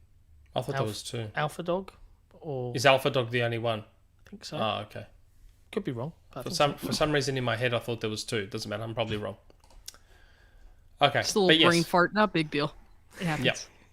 King obviously gives them a lot of presence in the mobile space now. Or they might just leave King alone and rake in the cash. Like, that could be the other option. Andy Crush Moolah! That they just take that money and just, let it keep coming in. Good old Collingwood. Hello, John, Nick, and Jesse, and welcome, Taylor. I enjoyed Nick Has the Scoops, John Has Intuition video from earlier this week. Can we make that a regular segment? John's Intuitions. Was that the one with the Curb Your Enthusiasm? Yeah, did you enjoy that video? Yeah, I enjoyed it. I made that while we were airing the emergency podcast, and Taylor, I'm not sure if you saw it on Twitter, but basically the Saturday before this show, the Saturday last week, I paused after a community question. I went, Nick, acquisition season, do you think it's going to start again soon? And do you think we'll see one in January, February, March? And from Microsoft, I was like, he no. was like, nah. I was like, I've got this feeling. And then it happened, and it was just funny. So we did a clip for of it. acquisitions for the next 4 months. It's insane, but yeah. It should last the forum about a month or so before they start whinging again. Yes, yeah. Okay. On last week's Last Stand Media's Defining Duke podcast, Mr. Matty and Lord Cognito were discussing the postponement of Stalker 2 and how that will leave a big hole in the Xbox schedule. Mr. Matty suggested that Dying Light 2 should be drafted for Game Pass to fill that void. Even at this late stage, do you think it's possible for Dying Light 2 to be announced for Game Pass? Okay, interesting question, because yes, of course it can. But the thing with Game Pass is it's not as simple as, Microsoft just picks a game and they get it in. Like, maybe Techland doesn't want Dying Light 2 on Game Pass. Maybe, I don't know. I think it's very possible. Microsoft could just go to them and throw a buttload of money at them and say, hey, chuck Dying Light 2 on Game Pass. But, I don't know, they might not want it. I don't think so. But, I mean, I feel like we would have heard something by now. I mean, because it comes When does it come out? It comes out February. It comes out in early February. Yeah, February 4th. So I'm like, wow. I feel like if we haven't heard something now, I mean, maybe we could hear something next week, but I'm also like, I don't know. I feel like if we were going to hear something, we probably would have heard something by now. Yeah, that would be a very last minute deal, wouldn't it? Like a very. Jesse, you're muted. Speaking of Dying Light 2, Jesse, you've been playing Dying Light 2, right? I have. For the last couple of days. And they let us say it. I can even say the review comes February 2nd at 10 a.m. They said you can say it. It's very rare. Yeah, normally it's you're not allowed to talk about the fact that you're reviewing it. You're not allowed to discuss anything. You're not allowed Some to of those rules are weird. Yes, they are. Yeah. Well, I couldn't. Well, we did a preview. I literally cannot show any gameplay footage. So our preview is just me talking over their already released trailers, yet there are influencers on YouTube playing the game with their consent. It's very strange. But I guess we're just not big enough. We're just not big enough yet. We're still small potatoes. Yeah. What are you We're all do? crap compared to Twitch and YouTube streamers, damn it. Yeah, we're just not big enough. All right. Okay, nearly there. Prof JJJ, hello all. Okay, somebody has to ask. It looks like the task has fallen to me. Is Microsoft done acquiring game companies for the foreseeable future? To make this easier, I'll give you multiple choice answers. A, they are done. B, they will only acquire individual studios going forward, not publishers. C, anything is possible. Publishers are still on the menu. C. I will take C for 500, Alex. C. C. Definitely C. Yeah. Any like now with Activision, Activision is the biggest. So if there was no problem with them whipping up Activision in a matter of 2 or 3 months, what the hell's off the table? Nothing. Everything gets cheaper from now. So nothing's off the table. It all gets cheaper after Activision. The only question is, can they announce another one before this one closes? Yes. And there you go. There's the answer. It's possible. This doesn't get in the way of others. No. There you go. Not at all. I see a lot of people go, they can't, and it's like, well, they can. Like, you don't think Microsoft's got enough legal team to handle multiple deals at once? Like, they got money. They got the Microsoft money. Yeah, 70 billion of it. Yeah, I reckon their They M&A got the power team clippy on their side. That's right. They've got the M&A team and the lawyers and the financiers, and I think they've got enough staff to handle a few deals at once. And that money doesn't actually go anywhere until the deal finalizes. And by the time the deal finalizes, they'll have made almost another Activision Blizzard. Yeah, that's scary. Yeah, I don't know. Capitalism, man. It sounds more like people just hoping they won't do another one before this one goes through. A certain section of people are definitely hoping for that. I think if they were going to do anyone, if they really wanted to just completely change the console war scene, the obvious acquisition, the real one that would hurt everybody that isn't willing to buy an Xbox would be Take-Two. Take-Two. Yeah. Because then they don't GTA. And that would be... Now, at the risk of looking like a moron again, I don't think Take-Two will happen. No. But I'm not going to be as definitive as I was on Twitter. I just put up a certain tweet from a Shepshal Nick for everyone to look at. That was their shopping list. Turns out I accidentally revealed their shopping list without realising it. Or maybe I need to put that tweet out again, but put a strike through Activision. Say, let's try this again. Yeah. EA, Take-Two, and Ubisoft aren't going to happen. I think you should. Put a strike through for it. It'll be fine. Do I do the reverse jinx thing? And be like, okay, Take-Two's definitely not going to happen. Definitely not. Certainly not.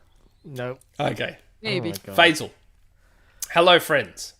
As this has been an incredibly slow news week for Xbox, I decided to catch up on a critical darling from the 90s, Friends. I was watching Season 6, Episode 17, the one with Unagi.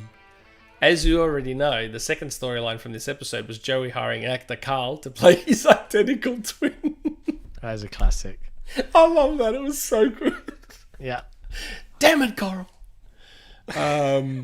This leads me to my question. Back in the day, Infamous and Activision's Prototype were often compared with each other. With all this talk about rebooting Activision franchises, what are your thoughts on rebooting Prototype to fill in the open-world, third-person superhero-type game for Xbox? I remember the absolute destruction you could cause in the first game to be very satisfying and the story being absolutely terrible. A better storyline with more cohesive powers might make it into something interesting. Keep up the great work as always. Here's an idea. Crackdown combined with Prototype. Come on. Nah, I'm not feeling it. I'm kind of done with open world, fetch quest driven. I'm bored. Yeah, but orbs. Orbs, though. Crackdown 3 didn't even hook me that much. Yeah, I was not vibing with Crackdown 3. It didn't tickle me in my orb catching ways. It was just, it wasn't right. It didn't feel right. So good. Hulk now. Ultimate Destruction 2. That's what everyone wants. Hulk. But that's Marvel. Yeah.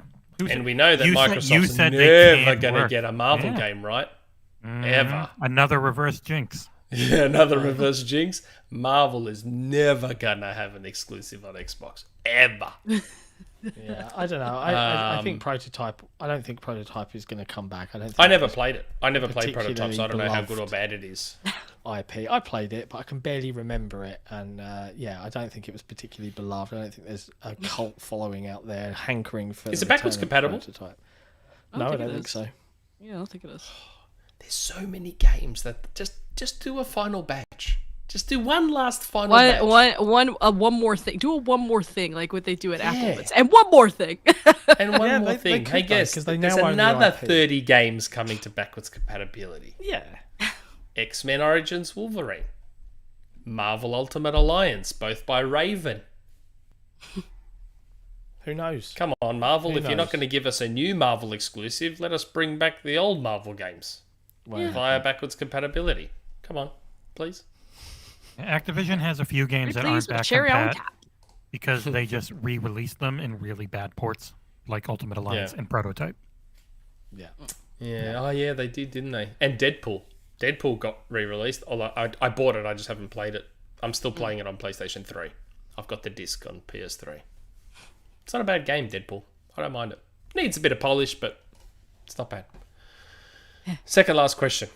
Kraken56. Which studios do you think they will pull off Call of Duty, and what do you think they would make? Also, could you see Infinity Ward or Treyarch create a second team to make something else? Love the show, and what a week it has been. Now, this is what I'm hoping happens. I put this out on Twitter, and it was quite popular. I'm hoping that they just have the main 3 studios continue to do what they're doing. Let Infinity Ward, Treyarch, and Sledgehammer rotate every... Because if you give Call of Duty a break, and you do it every second year, does that not mean that each studio gets like 4 years Yeah. to make their game, which is plenty of time compared to the 1 or 2 they had before? Yeah. Yeah. So rotate Call of Duty every 2, so each studio gets plenty of time. They don't have to crunch, they don't have to drive themselves into the ground, and then let all the others just mine all those IP. All that Yeah. IP, just let them Yeah. do whatever the hell they want. Let them mine Microsoft's IP. Yep. Yeah. Microsoft's got Freelancer, IP they're doing nothing with too. Mecha Soul. Yeah. I guess All all of these Blinks a things. Time Sweeper. Don't they have Sierras as well? Yep. Don't they have a bunch of Sierra stuff? Someone tweeted Tim Schafer about bringing back Police Quest and King's Quest, and Tim Schafer Space said, Quest. "We are not a cover band." Fair enough. Okay. But yeah, definitely. Yeah. That's what I'd like them to do with Call of Duty. Not Jack. Last question. You are woken up tomorrow by a knock on your door. A man in a black suit and shades guides you into the back of a stretch Escalade and closes the door. Across the seat is Phil Spencer. He asks you how Xbox should leverage Call of Duty with PlayStation. What do you say? So, I mean, that's it. That's easy, isn't it? what do you say to Phil if you got to choose what Microsoft should do with Call of Duty to leverage it against PlayStation? It's all exclusive. Like, how is that even a question? No, but all no, he's not exclusive. talking about exclusivity. He's saying you can have Call of Duty if you give me X. What would you Oh, ask you for? leverage Yeah, you can have it. Call of Duty if you play nice with crossplay. Yeah, I think that's a very Interesting. fair one. Stop charging developers for crossplay. That's good guy Phil. Fits his MO. That might be one way. Here we go. Sony's putting all their games on PC, right? Yeah. You want Bring them Call to of the Duty? Microsoft Store. Put them on the You want Microsoft Call Store. of Duty? Put all those games in Game Pass PC. Wow. Oh yeah, on PC Game Pass. Yeah. Oh, Mm. that's a good That would one. upset the Put God of console War, base, though. put Days Gone, put Death Stranding, put them all on Oh, PC Game jeez. Pass, and then you can have Call of Duty. I think the majority of people would say make Spider-Man multi-platform. Would probably Yep, please it's another a lot one. of Xbox gamers. Funny, there wasn't a lot of articles about that, was there? When Spider-Man was suddenly taken off other platforms? Because Activision made a ton of Spider-Man games for Xbox and GameCube, and Wii yeah. U, and Yep. people forget that. That was the thing, yeah. It was. Tons of them. And Activision made all of them. Beanox, who else? Which are their other studios? There was a whole there was like 2 or 3 studios within Activision, because I just did the bloody OTs on the forum. There was 2 or 3 studios within Activision that were pumping out Spider-Man games. Like an obscene amount. A Treyarch did a few. Wow. Beanox did Vicarious Visions. They might have. But yeah, Activision, man, they were milking Spider-Man for a long, long time. And now, just like that, gone. Such is life. But hey, that's the end of community questions. So big thank you to all of our patrons for obviously all of your your nudging. And I'm very conscious, Taylor, that I think that's a long podcast, and you've stuck with us, you've seen it through to the end. And I don't want to take up too much more of your time. So I would probably like to just end with, is there anything that you would like to shout out, promote, talk about? Where can people find you? Give us all the good stuff. Yeah, I mean, there's not really anything to really promote. It's just, you can follow me on Twitter at TayNixter. I don't know. I had this goal this year for 2022 to aside from just like appearing on more podcasts, but aside from that, my other goal was like to reach 6,000 followers. But I'm also like, I could probably reach this before the summer. So I'm wondering if I could maybe get closer to 10,000. So that's like my resolution, one of my resolutions, which I know that's pretty like silly and maybe selfish to say or whatever, but like, no, hell's no. Let's post a lot of bait. Make it happen. Post a lot of bait. That'll get you followers. I can't do all that. No, I don't want to. I don't want to be like, I don't know. I don't want to do it for like that type of attention. I want it to be like compelling. I want people to come for the insight and stay for my memes. So that's all anyone can want on the internet, I think, is the memes. I liked your retweet of Grid Studio stuff. I discovered them because of you. Like for those watching, they're called Grid Studio, aren't they? Or something yeah, it's like called that? it's Grid Studio, yeah. Yeah, and they do these amazing. So they take old, not always old, but mostly not always old, but mostly old. Yeah. Yeah. They take tech, whether it's a phone, whether it's a controller, whether it's an old portable console like a Game Boy or a Game Gear, and I assume they source broken ones, because why the hell would you buy working ones? And they take them apart. They literally take them apart piece by piece, the inside, the outside, buttons, this, that, the other, and they frame it. And they label it, and it's all diagrammed. It's like an exploded diagram, but in it's like a museum frame. Yeah, form. Yeah. I'm looking at the Game Boy Advance one on your Twitter at the moment. Really cool. I've got it up. I've ordered a Game Gear one. I've ordered a Sega Game Gear. I got a PSP 1000. It's out of frame. Yeah, the PSP was nice. Yeah. It's like a good one. Oh, just so good. Stunning stuff. And I believe they're going to be doing Xbox controllers. Yes, all the Xbox fans, which I assume there's a lot on stream right now because this is an Xbox podcast. True story. Yeah. I think they're going to be doing Xbox controllers. So I assume it'll be the new controller, and they'll take it apart. I'd like to see them do a 360 controller, because they already did one for the DualShock 4. So they've done a DualShock 4. Yeah. Yep. I'd love to see them do a Dreamcast VMU. Oh, I yeah. reckon that would be amazing. They did one for like the DS Lite, and they did one for Apple's Magic Mouse. They also did one for the Apple A7 system on a chip, and the Apple Watch as well. They did one for the iPod Touch. They got one for like one. I forget which BlackBerry phone, but they have one BlackBerry phone tear down. Yes. Yeah, they do a lot 3G, of different things. The original iPhone, a 4. I think they go all the way up to 10. Oh, really? That high? I think it's up to 10. Yeah, there was one custom project they did. They said, because I actually I had a chat with them when I did like a profile, because I did do an article kind of profiling them a little bit, and also kind of like spotlighting the frame that I got, and of the PSP. And they had told me that there was like a bunch of custom orders they did. I believe there was one that I think one they did was like for an Apple executive. Like, I think he like is like the head of like all the cameras for like iPhones or something. But this guy's friend reached out to Grid Studio and asked, "Hey, could you make me a frame of like pretty much all of like the cameras or like the lenses or something for like In the for iPhones? for every iPhone?" Yeah, and they did it. And yeah. So I've got a friend of mine who runs a UK-based Game Boy modding company called Deadpan Robot.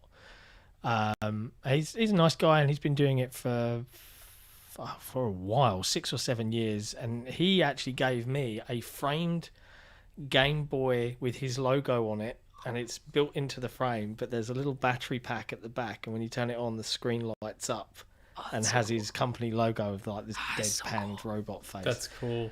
That's the closest thing I've got to it, and I've still got that somewhere. I've seen a lot of people complain that they don't like these like frames or whatever. They're like, oh, they massacred or they gutted this console and stuff. And I'm just sitting here like, I think if anything, it's a good way to preserve it, especially if, I don't know, I'm very like environmentally conscious, and I think about how much e-waste there is and stuff, and I was like, to me this seems like a very e-friendly way to preserve it, especially if it's just like on your shelf just like collecting dust or something. It's just like, I don't know, like to me, I know people will have their own thoughts and feelings about it, but to me I like it because like, one, I'm just like a big dork for like history stuff, but also too, like, it's good to have like those memories, Yeah. Like not every memory should have to be like a picture of you holding a fish that you wanted, like a fishing derby or something. I think stuff like this. I think stuff like this is important to have. Like I think it's important to do things like that. And, there's so many, like tech teardown frames and stuff that there's just the sky's the limit. But like when I think about how many videos there are of like people doing teardowns and stuff like that, it's like,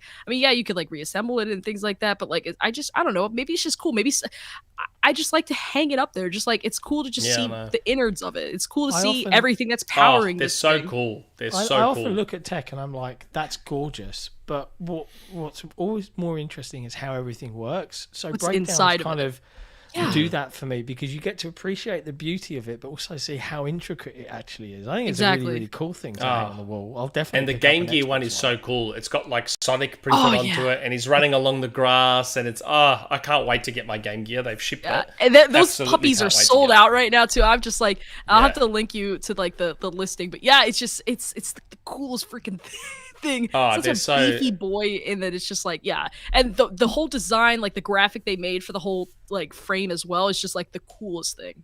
Yeah, it's so nice, and I really wanted it because I still have my original Game Gear from 1993 or 92, I want to say. So it'd be cool to have something like this while also still having my own working Game Gear. Can't wait. So cool. But that's quite the tangent. I thought of it because it was a good tangent to have, and a nice way to end the show on something positive about the beauty of tech. Considering we've got the world's best tech editor on the podcast right now, right? So it's got to be said. Taylor, it's been an absolute pleasure having you on. Really grateful, especially sticking around through so many lengthy community questions. Thank you for your time. Most appreciated. We hope you had fun as well. To everyone in the chat, it's been a hell of a week. As always, there's lots of discussion still going on, so if you're not a member of the XboxEra forums, do head over, check it out, sign up, get involved. There's lots of cool things coming down the pipe this year, and yeah, we're looking forward to continuing the conversation. But other than that, I think we'll see everybody next time. See you next week for Xbox 4 with Jez and Rand. Oh God, how did I forget that? Yes, next week. For the Xbox 4. Xbox 4. Jez, Rand, me and Nick.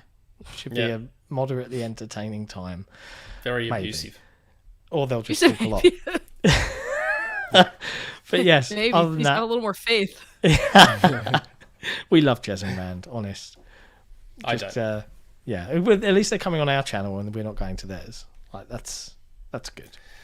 Yep. That's kind.